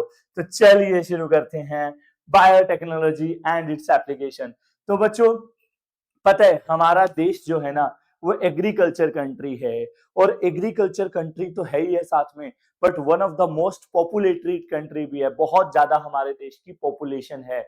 जब हमारे देश को आजादी मिली तो इस आजादी का लोगों ने भरपूर फायदा उठाया और हमारा पॉपुलेशन बहुत तेजी से राइज हुआ। अब पॉपुलेशन तो राइज हो रहा था, लेकिन जमीन तो लिमिटेड थी ना। तो उस जमीन पे मतलब हमें फूड प्रोडक्शन को बहुत ज्यादा बढ़ाना था, क्योंकि पॉपुलेशन रेट बहुत तेजी से बढ़ रहा था। तो हमें कुछ ऐसी स्ट्रेटेजी चाहिए थी जो फूड प्रोडक्शन को बढ़ा सकती थी। तो इसका सॉल्यूशन भी निकला। 1960 के अराउंड हमारे देश में ग्रीन रेवोल्यूशन आई। काफी बच्चों ने ग्रीन रेवोल्यूशन का नाम सुना होगा, काफी ने क्या, ऑलमोस्ट सभी ने सुना होगा। लेकिन ग्रीन रेवोल्यूशन का सही मतलब आज आपको इस लेक्चर में समझ आएगा। तो बच्चों पहले हम बात करते हैं 3 मेथड्स, 3 ऐसे मेथड जो कि इंक्रीज कर सकते थे किस चीज को, फूड प्रोडक्शन को इंक्रीज कर सकते थे। बच्चों हम अगर फूड प्रोडक्शन इंक्रीज करना चाहते थे तो हम एग्रो केमिकल्स का इस्तेमाल कर सकते थे, मतलब फर्टिलाइजर, केमिकल्स, इन सब का यूज करके भी हम फूड प्रोडक्शन को बढ़ा सकते थे। ऑर्गेनिक फार्मिंग से हम फूड प्रोडक्शन बढ़ा सकते थे। जेनेटिकली मॉडिफाइड क्रॉप्स, यस, जो कि हमने बहुत अच्छी इंप्रूव्ड वैरायटी बनाई थी, उनका इस्तेमाल करके भी हम फूड प्रोडक्शन बढ़ा सकते थे। बढ़ाना तो पड़ेगा ही, बिकॉज पॉपुलेशन बहुत बढ़ रही थी। तो बच्चों हमारे जो डेवलपिंग कंट्री है, लाइक इंडिया जैसा कंट्री है, और कंट्रीज हैं जो इतने ज्यादा डेवलप्ड नहीं है, अभी डेवलपिंग स्टेट में है, तो उनमें बच्चों 2 मेन प्रॉब्लम्स आती हैं। उनमें मेन प्रॉब्लम्स क्या थी बच्चों, जो एग्रोकेमिकल्स थे जिसकी हेल्प से हम फूड प्रोडक्शन बढ़ा सकते हैं, वो बहुत ज्यादा एक्सपेंसिव है, वो बहुत ज्यादा कॉस्टली है। तो नॉर्मल हमारे फार्मर्स इतनी कॉस्ट को अफेक्ट नहीं कर सकते, अफोर्ड नहीं कर सकते, और साथ में वो बच्चों पोल्यूशन को भी कॉज करते हैं एग्रोकेमिकल्स, तो इसलिए वो हम यूज नहीं कर सकते थे। और कन्वेंशनल ब्रीडिंग जो बच्चों, जो नॉर्मली हम मेथड्स का इस्तेमाल करते आ रहे हैं एग्रीकल्चर के लिए, वो भी यील्ड को इंप्रूव नहीं कर सकती थी। तो बच्चों सॉल्यूशन क्या रह गया, सॉल्यूशन आज हमारी बायोटेक्नोलॉजी है बच्चों। बायोटेक्नोलॉजी की हेल्प से हमने ऐसी वैरायटी बनाई है, हमने प्लांट की वैरायटी ऐसी बना ली जिनका फूड प्रोडक्शन बहुत ही अच्छा था। हमने जेनेटिकली मॉडिफाइड क्रॉप्स बनाई जिनको उगाना था, क्रॉप प्रोडक्शन अपने आप बहुत बढ़ गया, और उसी का रिजल्ट निकला था बच्चों ग्रीन रेवोल्यूशन। बच्चों आपको पता है 1960 से 2000 के बीच लगभग सभी क्रॉप प्रोडक्शन ट्रिपल हो गए थे।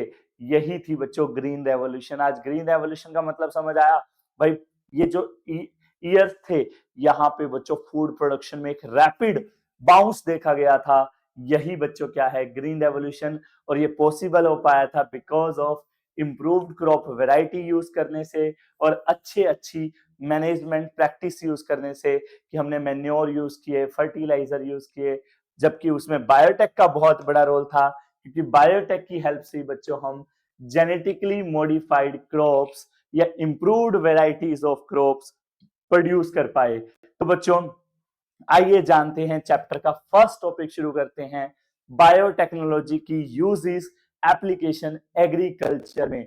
एग्रीकल्चर की तो बात करनी बनती है ना, हमारा देश एक एग्रीकल्चर कंट्री है, 62% इंप्लॉयमेंट हमारा एग्रीकल्चर पे बेस्ड है। तो बायोटेक का एग्रीकल्चर में क्या रोल है, आइए शुरुआत करते हैं, यहां से सही मायने में ये चैप्टर शुरू होगा। तो बच्चों बायोटेक की हेल्प से हमने क्रिएट किए हैं GMO. GMO stand for genetically modified organism.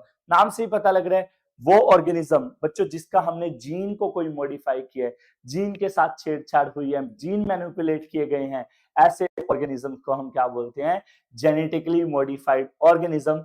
चाहे वो प्लांट भी हो सकते हैं, एनिमल भी हो सकते हैं। तो बच्चों are the organism who genes are manipulated, such organism are called genetically modified organism.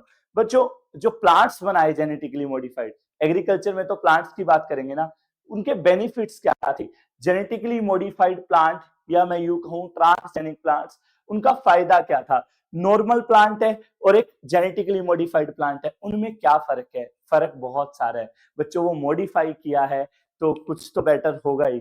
उसका बेटर क्या होगा बच्चों, they are having more nutritional value. सबसे बड़ी बात बच्चों, जो जेनेटिकली मॉडिफाइड क्रॉप्स थी दे वर मोर न्यूट्रिशनल, उनकी जो क्रॉप थी वो ज्यादा न्यूट्रिटिव थी। फॉर एग्जाम्पल वेरी इंपॉर्टेंट, आज का इस चैप्टर का पहला इंपॉर्टेंट क्वेश्चन, गोल्डन राइस। बच्चों जैसे हमने बायोटेक की हेल्प से गोल्डन राइस प्रोड्यूस किया है जिसमें विटामिन ए का अमाउंट काफी ज्यादा है। बच्चों जेनेटिकली मॉडिफाइड का जो क्रॉप्स है उनका लॉस, पोस्ट हार्वेस्ट लॉस कम था, मतलब वो वेस्ट उसमें से चीजें काफी कम निकल थी। बच्चों they are more tolerant to abiotic stress, उनके ऊपर हीट, वाटर, इन सब चीजों का बच्चों इतना ज्यादा इफेक्ट नहीं होता जितना एक नॉर्मल प्लांट पे होता है। तो genetically modified plant are more tolerant yes against insect as well.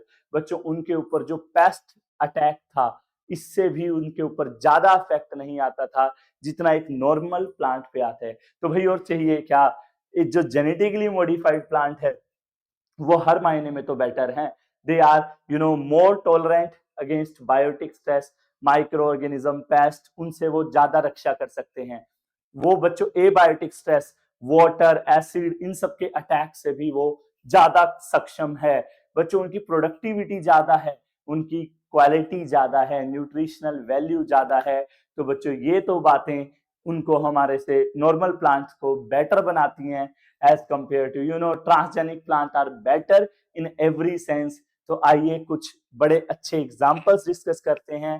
दो टॉपिक है बच्चों एग्रीकल्चर में मेन, बीटी कॉटन और आरएनए इंटरफेरेंस। भाई कोई भी साल का एग्जाम देख लो, यहां से क्वेश्चन आना ही आना है। तो चलिए शुरू करते हैं पहला टॉपिक चैप्टर का, जो कि बहुत इंपॉर्टेंट है, BT cotton. Very very very very important बच्चों। अपकमिंग जो 4 टॉपिक्स हैं, मैं गारंटी दे सकता हूं कभी ऐसा नहीं हो सकता कि इन 4 टॉपिक से क्वेश्चन ना आए। सही मायने में चैप्टर यहीं से शुरू होगा। तो चलिए शुरू करते हैं बीटी कॉटन। तो बच्चों बीटी कॉटन क्या है? बीटी कॉटन बच्चों एक कहीं ना कहीं जेनेटिकली मॉडिफाइड प्लांट है, जिसकी खास बात क्या है, ये प्लांट बच्चों इंसेक्ट रेजिस्टेंट है। क्या? हाँ, सही सुन रहे हो बच्चों। ये जो प्लांट है ना, ये खुद ही इंसेक्ट से रेजिस्टेंट है। ये खुद अपने इंसेक्ट से रक्षा कर सकता है खुद की। एक्चुअली टॉपिक को समझने से पहले ना आपको प्रॉब्लम समझ आनी चाहिए बच्चों। जो कॉटन प्लांट होते हैं ना, नॉर्मली उनको ना कीड़े लग जाते हैं, कीड़े मकोड़े उनको खा जाते हैं। तो साइंटिस्ट ने इसका तोड़ क्या निकाला, आइए ध्यान से सुनते हैं। तो साइंटिस्ट ने देखा बच्चों, एक बैक्टीरिया है, बैक्टीरिया का नाम है बैसिलस थ्योरिनजाइनेसिस। क्या नाम है बैक्टीरिया का? बैसिलस थ्योरिनजाइनेसिस। उस बैक्टीरिया की बच्चों खास बात क्या है? उस बैक्टीरिया के अंदर बच्चों एक जीन मिलता है, बी टी और क्राई जीन। जैसा नाम है वैसा ही काम है। क्राई का मतलब क्या होता है? रोना। बच्चों ये जो जीन है, ये किसी को भी रुला सकता है। रुलाना वो वाला नहीं, उए उए वाला नहीं। ये कैसे रुला सकता है बच्चों? ये जो जीन है, ये प्रोड्यूस करता है एक इंसेक्टिसाइडल प्रोटीन। बच्चों ये एक प्रोटीन बनाता है जो इंसेक्ट्स को मार सकता है। हालांकि वो जो प्रोटीन होता है बच्चों, वो इनएक्टिव फॉर्म में होता है हमेशा। किस फॉर्म में होता है? इनएक्टिव। वो एक्टिव तभी होगा जब उसको एल्केलाइन पीएच मिलेगा। क्या मिलेगा? Alkaline pH. बस ये बात समझ ली ना, तो पूरा टॉपिक्स क्लियर हो गया। दोबारा, एक बैक्टीरिया है बैसिलस थ्योरिनजाइनेसिस, उसकी बॉडी के अंदर एक जीन पाया जाता है बीटी, या फिर आप कहें क्राई जीन, जो कि क्या प्रोड्यूस करता है? एक इनएक्टिव टॉक्सिन। और जब एक्टिव कब होता है? जब उसको एल्केलाइन पीएच मिलता है। तो साइंटिस्ट ने क्या किया बच्चों, इसी जीन को, बीटी जीन को बच्चों कॉटन प्लांट के अंदर इंसर्ट कर दिया। यस, यही जीन को बच्चों, बीटी जीन को कॉटन प्लांट के अंदर इंसर्ट कर दिया, और ये बन गया आपका बीटी कॉटन। अब ये जीन इसके अंदर बच्चों क्या प्रोड्यूस करेगा? प्लांट के अंदर इनएक्टिव टॉक्सिन। क्या प्रोड्यूस करेगा? Inactive toxin. अब बच्चों जैसे ही कोई इंसेक्ट प्लांट पे बाइट करेगा, अब बच्चों इंसेक्ट का जो सलाइवा होता है, उसका पीएच होता है एल्केलाइन। बच्चों जैसे ही उसने ये बाइट किया, ये इनएक्टिव टॉक्सिन एक्टिव हो जाएगा, और ये टॉक्सिन बच्चों जाएगा, और बच्चों जो इंसेक्ट है, एक्टिव टॉक्सिन इंसेक्ट की मिडगट सेल्स के साथ, मिडगट एपिथेलियल सेल के साथ बाइंड करके उनमें होल कर देगा, और होल करने से बच्चों सेल स्वेलिंग आ जाएगी और सेल की डेथ हो जाएगी, और अल्टीमेटली बच्चों इंसेक्ट का भी राम नाम सत्य हो जाएगा। इंसेक्ट आएगा तो हुहा करता कि मैं खा जाऊंगा प्लांट को, लेकिन वो वापस नहीं जाएगा। तो बच्चों इस तरीके से बीटी कॉटन प्लांट खुद एक इंसेक्ट रेजिस्टेंट प्लांट है, because of that BT gene, और इसीलिए इसका नाम पड़ा है बीटी कॉटन। बच्चों बीटी कॉटन में 2 तरह के जीन्स पर्टिकुलर दिए गए हैं, जहां से क्वेश्चन काफी बार एग्जाम में अलग से पूछा जाता है। बच्चों 2 तरह के कीड़े होते हैं, एक तो होता है बच्चों कॉटन बोलवॉर्म, और एक होता है कोरन बोरर। तो अगर आपके खेत में कॉटन बोलवॉर्म्स आपको परेशान कर रहा है, तो आप क्राई में बच्चों cry 1AC and cry 2AB gene का यूज करेंगे। और अगर आपके खेत में कोरन बोरर की दिक्कत है, तो आप क्राई 1AB का यूज करेंगे। यहीं से बच्चों क्वेश्चन आते हैं, बहुत इंपॉर्टेंट है। क्वेश्चन आ जाएगा भाई, कोरन बोरर को कौन सा जीन कंट्रोल करता है? 4 ऑप्शन दे देंगे। यहाँ पे आंसर क्या है? क्राई 1AB, ऑप्शन बी दे देंगे क्राई 2AB, ऑप्शन सी दे देंगे क्राई 1AC, 4 दे देंगे क्राई 2AC। अभी तो दिख रहा है, लेकिन ऑप्शन देख के आप कंफ्यूज हो जाओगे। तो बच्चों इंपॉर्टेंट क्वेश्चन क्या है? बीटी कॉटन से बैक्टीरिया का नाम याद रखना है, जिससे बीटी जीन मिलता है, कैसे मारता है वो, कैसे कॉटन प्लांट को इंसेक्ट रेजिस्टेंट बनाया गया, और ये कौन से जीन हैं जो कॉटन बॉलवर्म को किल करते हैं, और कौन सा जीन है जो कोरन बोरर को किल करता है। ये इंपॉर्टेंट क्वेश्चन है बच्चों। पहला टॉपिक बहुत इंपॉर्टेंट था। अब बात करते हैं दूसरे टॉपिक की, आरएनए इंटरफेरेंस। बच्चों ये जो पहले 2 टॉपिक है, बीटी कॉटन और आरएनए इंटरफेरेंस। इससे मान के चलिए एक क्वेश्चन एग्जाम में आपको मिलने ही मिलने वाला है। तो चलिए बिना किसी देरी के शुरू करते हैं नेक्स्ट टॉपिक, आरएनए इंटरफेरेंस। बच्चों मैंने पहले भी कहा है, प्रॉब्लम को सॉल्यूशन ढूंढने के लिए पहले प्रॉब्लम का अच्छे से पता होना चाहिए। तो पहले इसकी प्रॉब्लम समझते हैं। तो बच्चों प्रॉब्लम क्या थी, एक निमाटोड था। अब निमाटोड क्या होता है, एक निमाटोड है बच्चों, निमाटोड होता है, आप इसको ये समझ सकते हैं, it is a microscopic insect. बच्चों एक वॉर्म है, वॉर्म समझते हो, जैसे राउंड वॉर्म नहीं होते, राउंड वॉर्म, फ्लैट वॉर्म, तो बच्चों ये इसी तरह का एक वॉर्म है जिसको हम निमाटोड बोलते हैं। और निमाटोड का नाम है बच्चों मेलेडोगाइन इनकोगनीशिया। ये इंपॉर्टेंट है, निमाटोड का नाम क्या है, मेलेडोगाइन इनकोगनीशिया। बच्चों इसकी खास बात क्या है इस निमाटोड की, ये बच्चों टोबैको की रूट्स को इन्फेक्ट करता है। It infect root of tobacco plant. बच्चों हर साल टोबैको का जो क्रॉप प्रोडक्शन है बच्चों, क्या, टोबैको का जो क्रॉप प्रोडक्शन है वो रिड्यूस हो रहा है बच्चों, हाईली रिड्यूस हो रहा है, वो काफी कम होता है। हर साल बच्चों टोबैको की फसल बर्बाद हो जाती है, सिर्फ किसकी वजह से, इस निमाटोड की वजह से। तो साइंटिस्ट जब डेप्थ में गए तो उन्होंने देखा इस निमाटोड के पास एक जीन है बच्चों, क्या है, एक जीन। वो जीन क्या करता है बच्चों, एमआरएनए बनाता है, आरएनए से बच्चों प्रोटीन बनता है, और यही प्रोटीन बच्चों क्या करता है, टोबैको की रूट्स को इन्फेक्ट करता है। इसीलिए टोबैको का क्रॉप प्रोडक्शन कम हो रहा था। अब साइंटिस्ट भाई, टोबैको में हमारा देश का अच्छा नाम आता है प्रोडक्शन में, तो इकोनॉमिक तो लॉस हो ही रहा था, तो साइंटिस्ट ने इसका सॉल्यूशन निकाला बच्चों। सॉल्यूशन का नाम है आरएनए इंटरफेरेंस। पहले प्रॉब्लम समझ आ गई, प्रॉब्लम बताओ भाई। एक निमाटोड है, क्या, एक निमाटोड है, मेलेडोगाइन इनकोग्निशिया, वो क्या करता है, वो इन्फेक्ट करता है कौन से पार्ट को, प्लांट के रूट्स को, और कौन से प्लांट के, टोबैको प्लांट के बच्चों, जिसकी वजह से हर साल टोबैको का क्रॉप प्रोडक्शन क्या हो रहा है, रिड्यूस। तो इसको बच्चों हम बचा सकते हैं, इसको दूर कर सकते हैं, इसको हम प्रिवेंट कर सकते हैं by using a technique. Technique का नाम है बच्चों RNA interference. Very very very important topic बच्चों, नाम से ही पता लग रहा है इंटरफेरेंस। इंटरफेरेंस का मतलब क्या होता है, दखल अंदाजी। क्या होता है, दखल अंदाजी। इंटरफेयर मत कर, इंटरफेयर का मतलब और ज्यादा मैं एक्सप्लेन नहीं करना चाहता। इंटरफेयर का मतलब होता है भाई, कईयों की आदत नहीं होती टांग अड़ाने की, बीच में आ जाते हैं, है ना, तो उसी को बोलते हैं इंटरफेरेंस। तो बच्चों हम क्या करेंगे, आरएनए इंटरफेरेंस क्या है, मैं पहले सिंपली समझाता हूं, फिर आपको डेफिनेशन पढ़ाता हूं। बच्चों साइंटिस्ट ने देखा प्रॉब्लम क्या है, प्रॉब्लम क्या है, ये जो नीमाटोड है इसका जीन है, जीन आरएनए बनाता है, आरएनए प्रोटीन बनाता है, और ये प्रोटीन इन्फेक्ट करता है टोबैको को, ठीक है। तो साइंटिस्ट के दिमाग में आइडिया आया कि क्यों ना हम ये प्रोटीन बनने ही ना दे, प्रोटीन बनने ही ना दे। तो भाई इसको बनने से कैसे रोकेंगे, ये जो आरएनए है नीमाटोड का, इस आरएनए को क्यों ना हम साइलेंट कर दें, क्यों ना हम साइलेंट कर दें, ओके। तो इसको साइलेंट अगर हम कर देंगे तो उसको साइलेंट करके हम बच्चों इससे बच सकते हैं। तो हम क्या करेंगे बच्चों इस टेक्निक में, एमआरएनए को नीमाटोड के साइलेंट कर देंगे बच्चों, और जब ये साइलेंट हो जाएगा तो प्रोटीन नहीं बनेगा, प्रोटीन नहीं बनेगा तो इंफेक्शन नहीं होगा। तो बच्चों यही टेक्निक है। देखिए बच्चों सभी यूकैरियोट्स में ये एक तरीका है बचने का, डिफेंस का। तो देखिए it is the silencing of mRNA of nematode, nematode के एमआरएनए को साइलेंट करना by complementary double stranded RNA.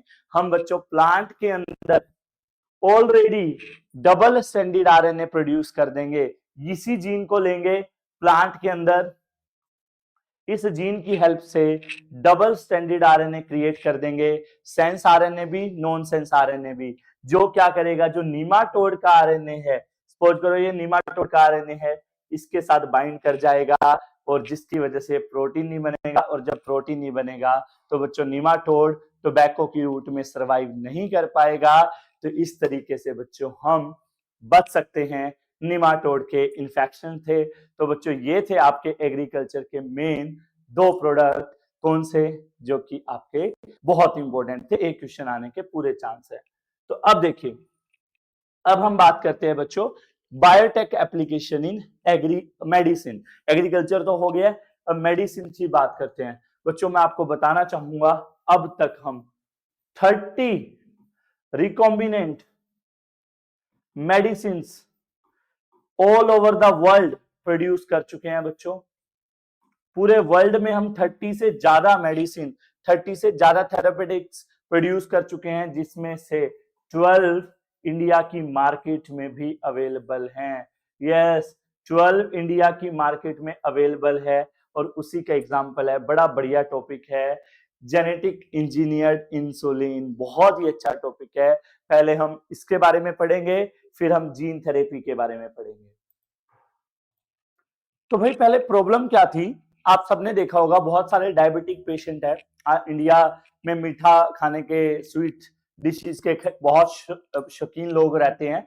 तो भाई यहाँ पे मीठा बहुत खाते हैं और उसका एक बड़ा कंसिक्वेंस निकलता है कि लोगों को डायबिटीज हो जाता है। तो बहुत सारे डायबिटिक पेशेंट है और उन सबको आपने इंसुलिन के इंजेक्शन लेते देखा होगा, पेट में टाइम टू टाइम वो इंसुलिन के इंजेक्शन लेते रहते हैं। तो भाई हुआ क्या, पहले के टाइम में, थोड़ा सा टाइम पीछे चलते हैं, तो बच्चों जो इंसुलिन के वो जो इंजेक्शन लेते थे, वो इंसुलिन पता है कहां से आता था, जो वेस्ट एनिमल्स हैं बच्चों, जो स्लॉटर्ड एनिमल्स हैं, उनके पैनक्रियास से वो इंसुलिन निकाला जाता था। अब गलत तो था ही, गलत ये नहीं था कि बच्चों उन एनिमल्स को हार्म हो रहा था, बच्चों वो जो इंसुलिन निकाला जाता था उससे ह्यूमंस को एलर्जी हो जाती थी, इम्यूनोलॉजिकल प्रॉब्लम्स हो जाती थी, जिस वजह से बच्चों इसका ऑल्टरनेट निकालने की बारी आई और इसका जिम्मा उठाया बायोटेक्नोलॉजी ने। बच्चों बायोटेक्नोलॉजी की हेल्प से हमने सिंथेसाइज की जेनेटिकली इंजीनियर्ड इंसुलिन। पहले क्या होता था बच्चों, पहले पैनक्रियास कहां से निकाला था, स्लॉटर्ड एनिमल्स, वेस्ट कैटल से, पिग्स वगैरह से, जिससे एलर्जी और इम्यूनोलॉजिकल प्रॉब्लम्स आ जाती थी। तो बच्चों हुआ क्या, बच्चों 1983 में एली लिली नामक कंपनी आती है, अमेरिका की कंपनी थी भाई, एली लिली कंपनी, उसने सबसे पहले 1983 में जेनेटिक इंजीनियर्ड इंसुलिन बनाई थी। बच्चों अब बनाने से पहले ये पता किया उसने कि इंसुलिन है क्या। बच्चों सबसे पहले आपको इंसुलिन बताते हैं है क्या। तो बच्चों जो इंसुलिन है बेसिकली ये एक प्रोटीन से बना हुआ हार्मोन है, जो कि दो पॉलीपेप्टाइड चेन से बना होता है, पॉलीपेप्टाइड ए चेन और पॉलीपेप्टाइड बी चेन, दो चेन से बना होता है बच्चों इंसुलिन, और दोनों चेन आपस में डाइसल्फाइड लिंकेज से जुड़ी होती हैं। यस, इंसुलिन की अगर हम बात करें तो साइंटिस्ट ने देखा वो दो चेन से बनी है, chain A and chain B. हालांकि ह्यूमन बॉडी में बच्चों ये जो इंसुलिन है ये प्रो इंसुलिन की फॉर्म में बनती है, जो कि इनएक्टिव फॉर्म होती है। बच्चों अगर हम प्रो इंसुलिन को देखें तो उसमें आप क्या पाएंगे, उसमें बच्चों आप एक एक्स्ट्रा चेन पाएंगे। यस, देखिए उसमें आप क्या देखेंगे बच्चों, आपको ए चेन तो मिलेगी, बी चेन भी मिलेगी, लेकिन आपको एक एक्स्ट्रा सी चेन मिलेगी, जो कि बच्चों इंसुलिन को इनएक्टिव रखती है। यस, प्रो इंसुलिन और इंसुलिन में कई बार डिफरेंस आ जाता है बच्चों। हमारी बॉडी में insulin as a pro insulin बनता है, जो कि इनएक्टिव फॉर्म में पड़ा होता है। सी चेन बच्चों इस इंसुलिन को नॉन फंक्शनल बनाती है। जैसे ही हमने शुगर खाई, जलेबी खा ली आधा किलो, तो इंसुलिन, ये जो प्रो इंसुलिन है ये एक्टिव हो जाती है, जो कि दो चेन से बनी है, ए और बी। तो बच्चों अमेरिकन कंपनी एली लिली ने क्या किया, उसने क्या किया बच्चों, वो जीन ले लिया। अब ये प्रोटीन की चेन है, प्रोटीन किससे बनता है, जीन से, तो उन्होंने क्या किया बच्चों, जीन ले लिया, जो ए चेन बनाया, जीन ले लिया बच्चों जो बी चेन बनाता है, दोनों चेन अलग अलग सिंथेसाइज की, और इन दोनों चेन को बच्चों आपस में फिर डाई सल्फाइड लिंकेज से जोड़ दिया। तो इस तरीके से बन गई बच्चों जेनेटिक इंजीनियर्ड इंसुलिन। यस, तो बच्चों ये काम सबसे पहले किया था अमेरिकन कंपनी ने, एली लिली ने। आप देख सकते हैं यहाँ पे बच्चों प्रो इंसुलिन और इंसुलिन, मैंने आपको बताया प्रो इंसुलिन में सी चेन एक्स्ट्रा दिख रही है, इंसुलिन में आपको दो ही चेन दिख रही है, ए और बी। तो बच्चों जेनेटिकली इंजीनियर्ड इंसुलिन कैसे बना था, किसने बनाया था, अमेरिकन कंपनी 1983 में बनाया था। कैसे बनाया था ये आपके सामने है। तो yes, this is all about genetic engineered insulin. क्या प्रॉब्लम थी? पहले एनिमल से मिलता था जिससे एलर्जी हो जाती थी। होता क्या, इंसुलिन दो चेन से बना होता है, ए और बी। सबसे पहले जेनेटिक इंजीनियर किसने बनाया? 1983 में अमेरिकन कंपनी ने। अब किसी भी तरह का क्वेश्चन आ जाए आप सब कर लेंगे। तो लास्ट सबसे मेन टॉपिक, जो चार मेन टॉपिक हैं जिसमें से तीन हम कर चुके हैं, insulin, RNA interference, BT cotton, और चौथा सबसे मेन टॉपिक जीन थेरेपी। नया टॉपिक है, नया कंसेप्ट है वो, जो जीन थेरेपी क्या है हमने सबने पढ़ा है। हमारी बॉडी के सारे फीचर कौन कंट्रोल करते हैं? Jeans.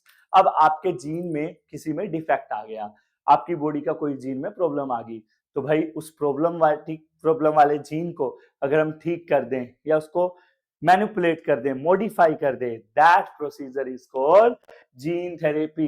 Basically correction of defective gene को बच्चों ठीक करना, that is what we call gene therapy. बच्चों फर्स्ट केस जो आया था जीन थेरेपी का वो 1990 में आया था। 4 साल की बच्ची पे पहला जीन थेरेपी की गई थी और उस लड़की को, बेचारी को, she was suffering from ADA deficiency. और यही आज का हमारा मेन टॉपिक है, एडीए डेफिशिएंसी क्या होती है, इसके ऊपर हमने पूरा पढ़ना है। Yes, first gene therapy case कब आया था बच्चों?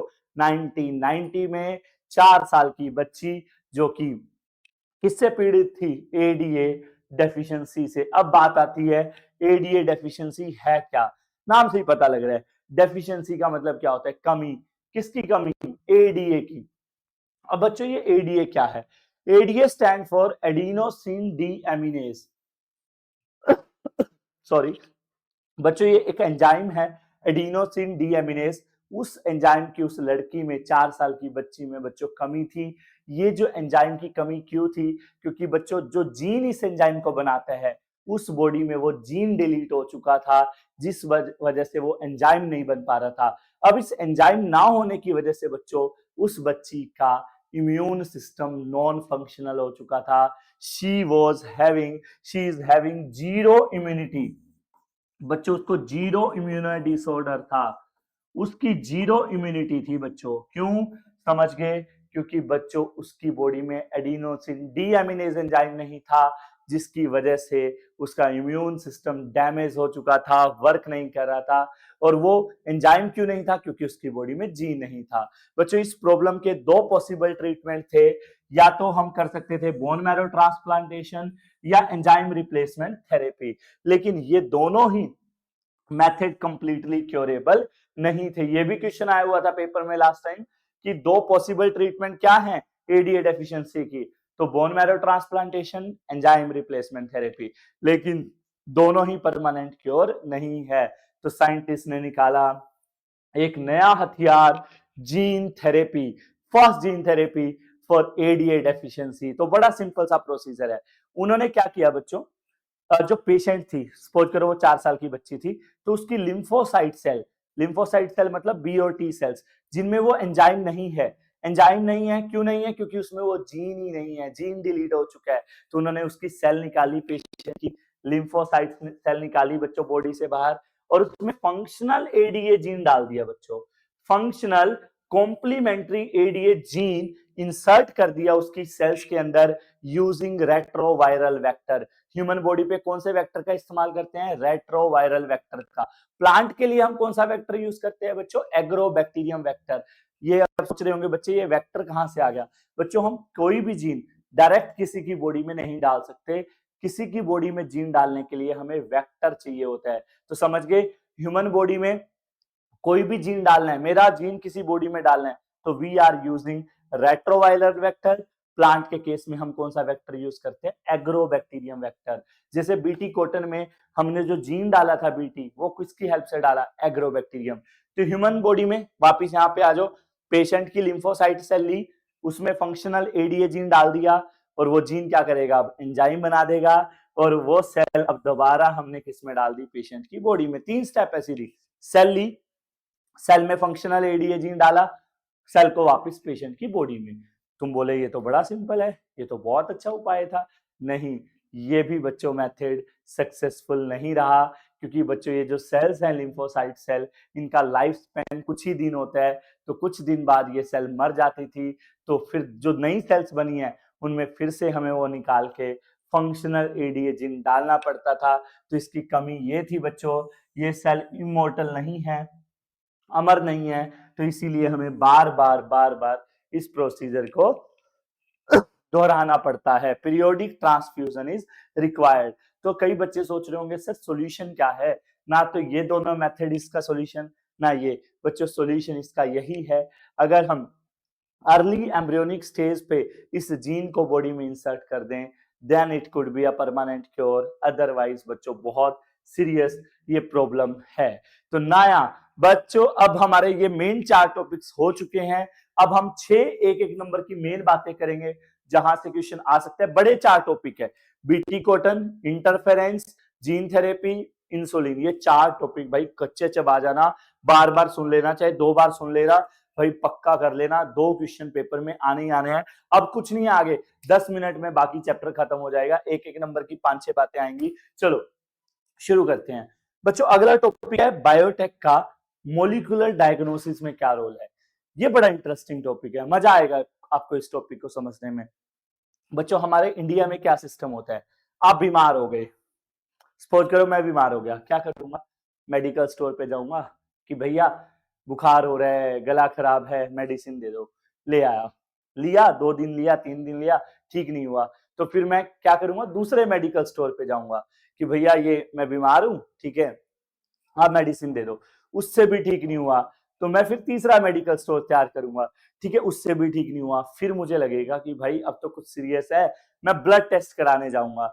बच्चों ब्लड टेस्ट कराने गया, उसमें देखा, सपोज करो उसमें टाइफाइड आ गया, तो फिर जाके मैं टाइफाइड का ट्रीटमेंट शुरू करूंगा, है ना बच्चों। बट आपको पता है बेसिकली हमारे यहाँ पे अगर बीमारी को डायग्नाइज करना है तो उसके लिए कौन सा टेस्ट होता है, ब्लड टेस्ट या यूरिन टेस्ट। पहली बात तो हम टेस्ट कराते ही नहीं, ये सबसे बड़ी गलती है, ठीक है, और कराते भी है तो ब्लड और यूरिन टेस्ट कराते हैं। क्या आपको पता है ब्लड और urine test are not ideal test. बच्चों ये टेस्ट प्रॉब्लम को एंड पैथोजन को या डिजीज को तभी डायग्नाइज कर सकते हैं जब वो हाई कंसंट्रेशन में फैल जाते हैं। बच्चों ये आइडियल टेक्निक नहीं है जो कि अर्ली स्टेज पे ही पैथोजन को ट्रेस कर पाए। तो बच्चों ये कन्वेंशनल मेथड्स, इनकी हेल्प से हम अर्ली स्टेज पे बीमारी को नहीं पकड़ सकते। तो बच्चों बायोटेक की हेल्प से हमने वो टेक्निक्स हेल्प कर डिस्कवर करी हैं जो कि बच्चों क्या कर सकती हैं, अर्ली डिटेक्शन कर सकती हैं डिजीज की या पैथोजन की। तो आइए बात करते हैं वो टेक्निक्स, 3 टेक्निक्स है हमारे पास जो कि अर्ली स्टेज पे पैथोजन को डायग्नाइज कर सकती है। तो पहली टेक्निक है बच्चों polymerase chain reaction, PCR. PCR stands for polymerase chain reaction. बच्चों पीसीआर अगले चैप्टर में, जो दूसरा चैप्टर है बायोटेक का, उसमें बहुत मोस्ट इंपोर्टेंट टॉपिक है पूरे चैप्टर का, 3 मार्क्स में पेपर में आएगा ही आएगा। यहाँ पे इंपॉर्टेंट नहीं है क्योंकि यहाँ पे तो पीसीआर का यूज है, दूसरे चैप्टर में बायोटेक की पूरी प्रोसेस है, बहुत इंपॉर्टेंट है। तो बच्चों पीसीआर की हेल्प से, ये एक टेक्निक है, दूसरे चैप्टर में पढ़ाऊंगा। बच्चों इससे पता है आप क्या करते हो, अगर आपको हल्का सा भी जेनेटिक मटेरियल मिल गया ना, तो पीसीआर की हेल्प से उसको थोड़े से को हम इतना सारा बना सकते हैं। और एक तो थोड़ा सा मटेरियल हो, एक इतना सारा, इतने सारे को हम इजिली स्टडी कर सकते हैं ना। तो बच्चों पीसीआर की हेल्प से हम क्या करते हैं, पैथोजन का जेनेटिक मटेरियल थोड़ा सा अगर हमें मिलता है उसको हम बढ़ा सकते हैं, एम्पलीफाई कर सकते हैं और उसको इजिली स्टडी कर सकते हैं। तो ये पीसीआर का हेल्प है। बच्चों पीसीआर की हेल्प से हम पैथोजन को बहुत वेरी लो कंसंट्रेशन में भी डायग्नाइज कर सकते हैं। कैसे, by amplification of DNA of pathogen, pathogen के जेनेटिक मटेरियल को मल्टीप्लाई करके। सेकंड बच्चों आपने सुना होगा एड्स, पढ़ा था ह्यूमन हेल्थ एंड डिजीज में, एड्स के लिए बच्चों कौन सा टेस्ट किया जाता है, एलिजा टेस्ट। बच्चों इस चैप्टर में yes very important, ELISA test का प्रिंसिपल 1 मार्क में पूछा जाता है, what is the principle of ELISA test. आप कराने चले गए, आपको डाउट है कि एड्स है आपको, तो आप एलिजा टेस्ट कराने चले गए, वो किस पे काम करता है बच्चों, 3 वर्ड में आंसर है, it is totally based upon antigen antibody interaction. ELISA test का प्रिंसिपल क्या है, एंटीजन एंटीबॉडी इंटरेक्शन। ये क्या मतलब है, ध्यान से समझो भाई, अच्छे से समझ आ जाएगा एड्स का टेस्ट किस बेसिस पे काम करता है। ये तीनों वर्ड याद कर लिए, अब समझ लो। बच्चों सपोज करो किसी पेशेंट को एड्स है, तो डॉक्टर कैसे चेक करते हैं, ध्यान से सुन ला। एड्स है, एड्स का मतलब उसकी बॉडी में एचआईवी वायरस प्रेजेंट है, तो डॉक्टर क्या करते हैं, ऐसी एंटीबॉडीज को भेजेंगे पेशेंट की बॉडी में जो सिर्फ एचआईवी एंटीजन करती हैं, और वो स्क्रीन पे स्टडी कर रहे होते हैं। अब एंटीबॉडीज गई, अगर वो बाइंड कर रही हैं, वो बाइंड किससे करती हैं, सिर्फ एचआईवी से। अगर बाइंडिंग हो रही है तो इट मींस पेशेंट की बॉडी में एचआईवी वायरस है, और अगर नहीं हो तो बच्चों वो एचआईवी नेगेटिव है। बेसिकली एंटीजन एंटीबॉडी बाइंडिंग के ऊपर टेस्ट बेस्ड करता है। कौन सा टेस्ट, एलिजा टेस्ट, जो कि लो कंसंट्रेशन में भी पैथोजन को फाइंड आउट कर सकता है। तीसरी टेक्निक मैंने कहा था, अब एक एक नंबर की 5-6 बातें रह गई है। पहली बात थी एलिजा टेस्ट का प्रिंसिपल, और दूसरा छोटा सा प्रोब की डेफिनेशन बड़ी इंपॉर्टेंट है बच्चों। प्रोब क्या होता है भूल मत जाना बच्चों, प्रोब इज सिंगल स्टैंडर्ड, ये बात याद रखना हमेशा। एसएस का मतलब क्या है, सिंगल स्टैंडर्ड। बच्चों प्रोब क्या होते हैं, they are single standard RNA और DNA which is radioactive label. बच्चों ये एक सिंगल स्ट्रैंड होता है, डीएनए का भी हो सकता है आरएनए का, जिसकी सीक्वेंस हमें ऑलरेडी पता होता है। सपोज करो इसकी ये सीक्वेंस है, तो बच्चों ये कैसे यूजफुल होता है, ये जो सीक्वेंस है ये किसी का भी सीक्वेंस पता लगा सकती है। सपोज करो हमें पता है यहाँ पे ए है, तो जहां पे भी ए बाइंड करेगा वहां पे टी होगा, जहां पे टी बाइंड करेगा वहां ए होगा। तो बच्चों प्रोब की हेल्प से हम किसी का भी सीक्वेंस, जेनेटिक सीक्वेंस पता लगा सकते हैं, डिटेक्ट कर सकते हैं। तो प्रोब इज वेरी यूजफुल। इस टॉपिक में बच्चों ये दो मेन बातें हैं, प्रोब की डेफिनेशन और एलिसा टेस्ट का प्रिंसिपल। अब चलते हैं बच्चों लास्ट टॉपिक की तरफ, बायोटेक के ट्रांसजेनिक एनिमल्स। बच्चों नाम से ही पता लग रहा है, अब तक ट्रांसजेनिक प्लांट पढ़े, अब एनिमल। बच्चों वो एनिमल जिसके हमने जीन्स को मॉडिफाई करा है, वो एनिमल जिसके जीन्स को मैनिपुलेट किया गया है, जीन्स के साथ छेड़छाड़ हुई है, such animals are called transgenic animals. बच्चों मेडिकल साइंस बहुत आगे आ गई है, हमने बहुत तरह के ट्रांसजेनिक एनिमल्स बना लिए हैं। हमने बच्चों पिग्स, शिप, काउ, रैबिट्स, माइस, मंकी, कैमल, हर तरह के बच्चों ट्रांसजेनिक एनिमल बनाए हैं। लेकिन बच्चों जो 95%, बहुत बड़ी बात है, मोर देन 95% जो ट्रांसजेनिक एनिमल एग्जिस्ट कर रहे हैं दे आर माइस। बच्चों 95% से ज्यादा जो ट्रांसजेनिक एनिमल बनाए गए हैं वो माइस बनाए गए हैं। अब बात आती है क्यों बनाए हैं भाई, बेनिफिट्स क्या हैं ट्रांसजेनिक एनिमल्स के, तो आइए बात करते हैं बेनिफिट्स की। तो बच्चों बेनिफिट क्या है, ट्रांसजेनिक एनिमल्स की हेल्प से बच्चों हम उनकी एनिमल्स की फिजियोलॉजी और बॉडी की डेवलपमेंट के बारे में पढ़ पाए हैं।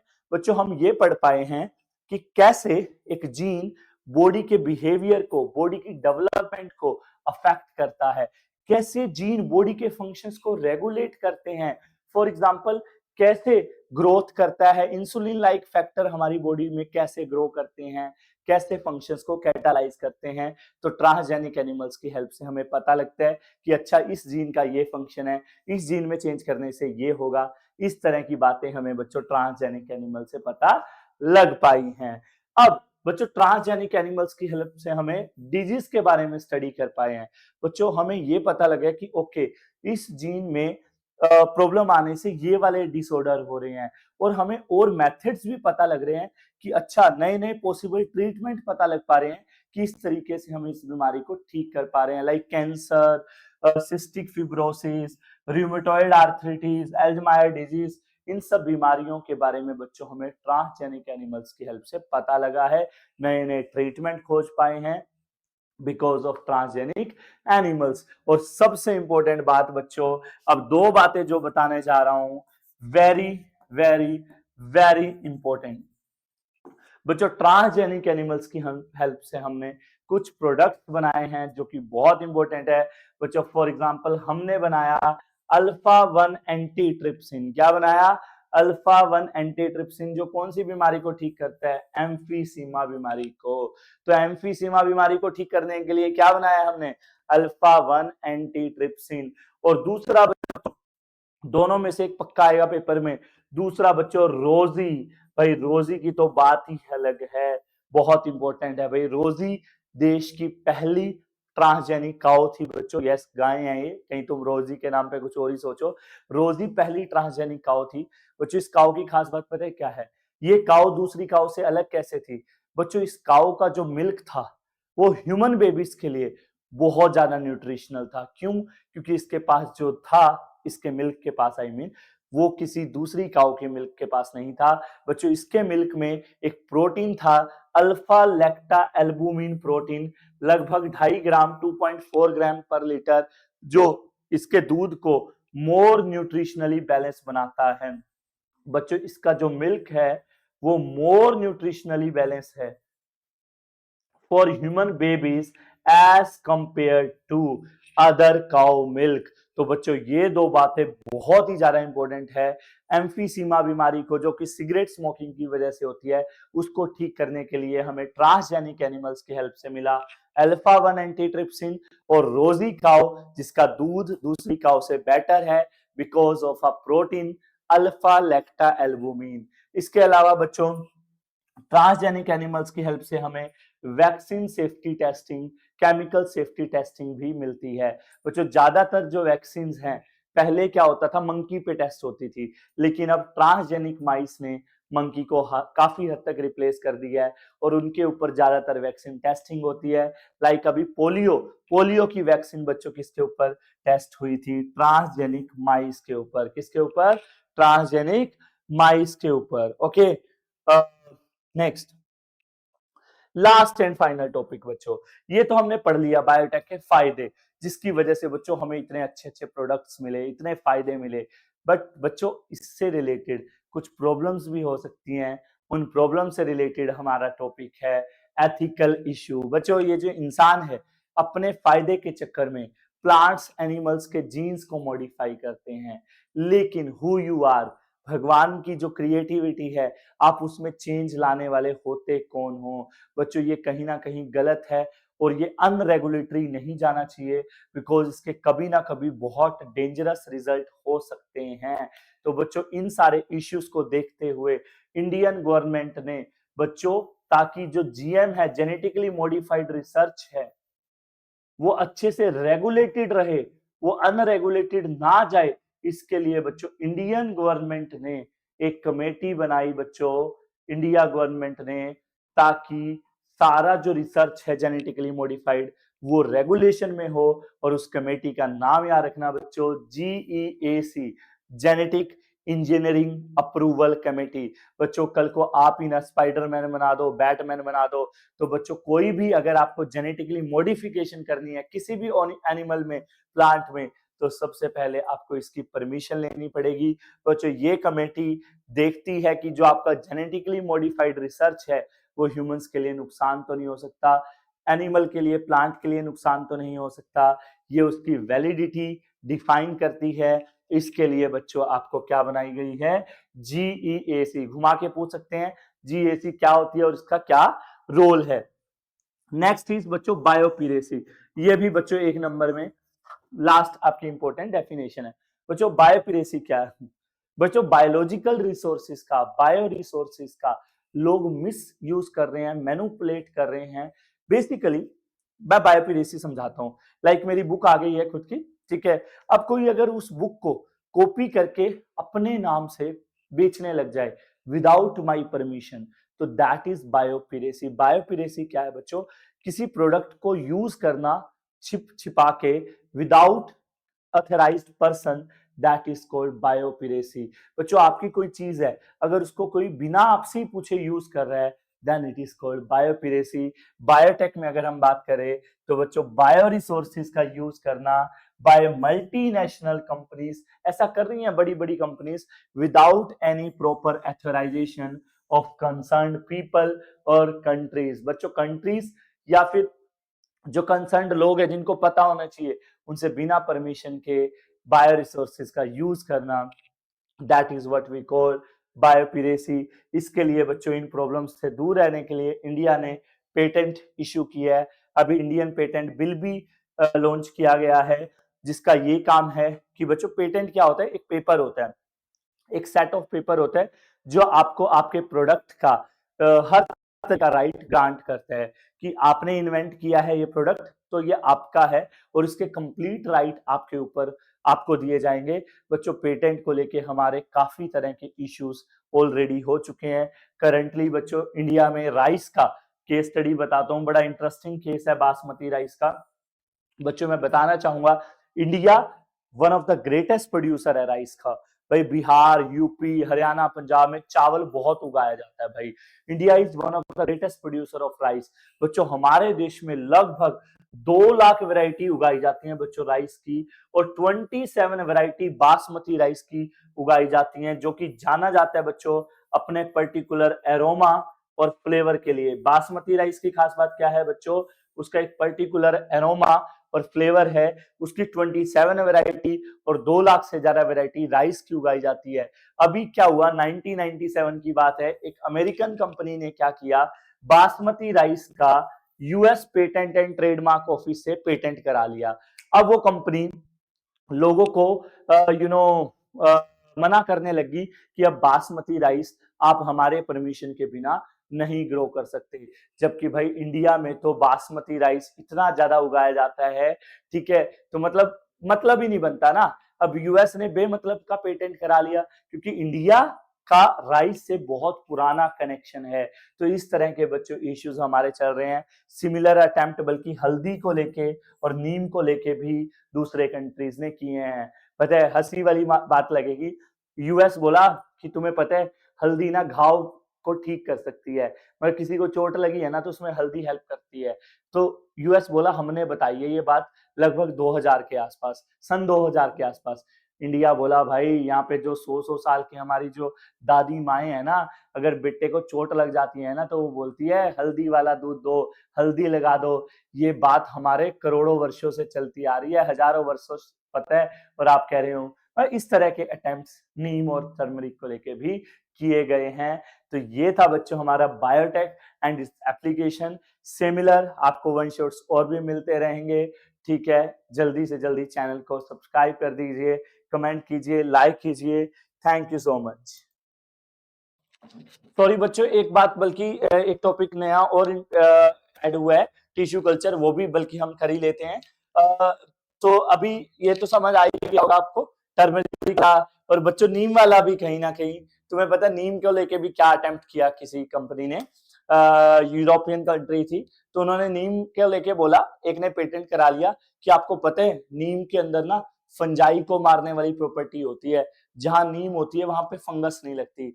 अब उनको कौन बताए भाई, यहाँ पे गांव में जाके देखो गेहूं में नीम के पत्ते डाल दिए जाते हैं, जिन बच्चों को एलर्जी हो जाती है गर्मी वाली, नीम के पत्ते पानी में डाल के नहला दिया जाता है बच्चों को, वो ठीक हो जाते हैं। सालों से ये परंपराएं यूज हो रही हैं हमारे देश में। चलिए बच्चों एक नया टॉपिक ऐड हुआ है पिछले 2-3 सालों में, बड़ी अच्छी टेक्निक यूज हुई है बायोटेक में, बड़ी पॉपुलर होती जा रही है डे बाय डे। आइए बात करते हैं हम टिश्यू कल्चर की। बच्चों नाम से ही पता लग रहा है टिश्यू कल्चर का। टिश्यू क्या होता है बच्चों, group of cell.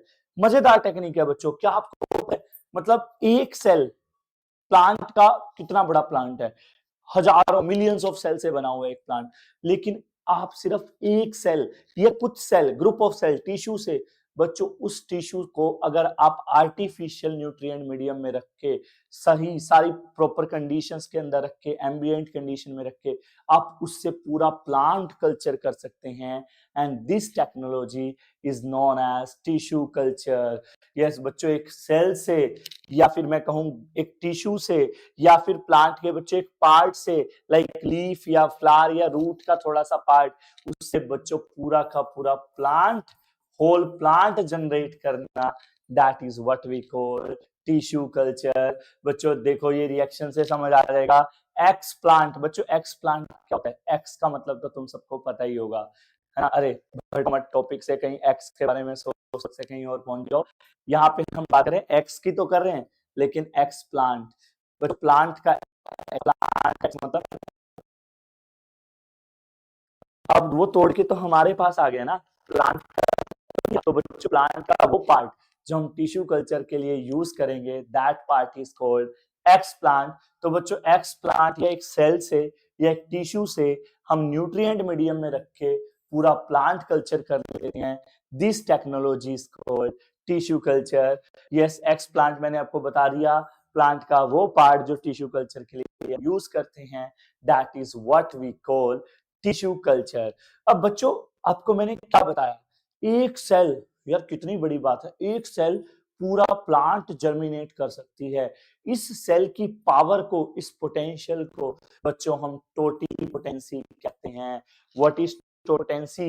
The capacity of cell to generate whole plant under nutrient medium. बच्चों सेल की पावर कि मैं पूरा प्लांट जर्मिनेट कर दूंगी, दैट कॉल्ड टोटिपोटेंसी। बच्चों और आज हम टिश्यू कल्चर के थ्रू हजारों में, प्रोडक्शन ऑफ थाउजेंड्स, ये बच्चों जो वर्ड लिखा है इसका मतलब है थाउजेंड्स, आज हम थाउजेंड्स के अमाउंट में प्लांट प्रोड्यूस कर पा रहे हैं इन वेरी शॉर्ट ड्यूरेशन। बच्चों बहुत कम समय में हम एक हजारों में प्लांट प्रोड्यूस कर पा रहे हैं by tissue culture. This technique is called micro propagation. हालांकि जो टिश्यू कल्चर से जितने भी प्लांट प्रोड्यूस हो बच्चों, वो जिस सेल से हमने प्लांट बनाए हैं उस सेल से बिल्कुल आइडेंटिकल होंगे, इसीलिए उन प्लांट हम सोमा क्लोन्स कहते हैं। जितने भी प्लांट बने टिश्यू कल्चर से वो आइडेंटिकल होंगे, क्लोन होंगे, सिमिलर होंगे, that's why they are called somaclones. और बच्चों अगर आपको वायरस फ्री प्लांट प्रोड्यूस करने हैं तो मेरिस्टेम कल्चर का भी इस्तेमाल कर सकते हैं। मेरिस्टेम कल्चर की खास बात यह है, it is used to produce virus free plant. Virus free plant को किससे प्रोड्यूस कर सकते हैं हम बच्चों? मेरिस्टेम कल्चर से।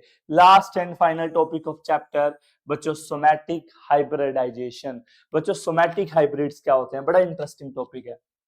देखिए सोमैटिक हाइब्रिडाइजेशन, तो बच्चों सोमैटिक हाइब्रिड्स को फॉर्म करना, that is called somatic hybridisation. तो सोमैटिक हाइब्रिड क्या होते हैं बच्चों? सोमैटिक सेल क्या होती है? Non reproductive cell. कोई भी ऑर्गेनिज्म उसकी सिंपल सेल को हम सोमैटिक सेल बोलते हैं। तो बच्चों हमने कोई भी प्लांट की एक सोमैटिक सेल ली और हमने दूसरे प्लांट की एक सोमैटिक सेल ले ली, यस, तो इन दोनों सोमैटिक सेल के प्रोटोप्लाज्म को अगर हम मिक्स कर दें, क्या दोनों सोमैटिक सेल के प्रोटोप्लाज्म को जब हम मिक्स कर देंगे तो बच्चों ये जो बनेगा, ये बनेगा हमारा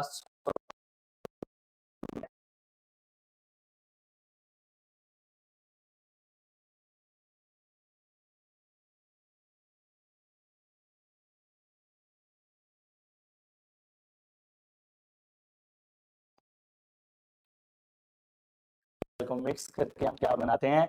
सोमैटिक हाइब्रिड। फॉर एग्जांपल, इसका एग्जांपल है बच्चों पोमैटो। यस बच्चों, जोमेटो तो अभी आया है, पोमैटो पहले आ गया था। पोमैटो क्या है बच्चों? पो आया है यहाँ पे पोटैटो से, और मैटो आया है बच्चों टोमेटो से। तो बच्चों हमने क्या किया? पोटैटो और टोमेटो की सोमैटिक सेल ली और दोनों को मिला के सोमैटिक हाइब्रिड बना दिया, दैट इज पोमैटो। सो बच्चों ये था each and every detail about biotech application. Further lectures के लिए बच्चों आप चैनल को सब्सक्राइब करना मत भूलिएगा।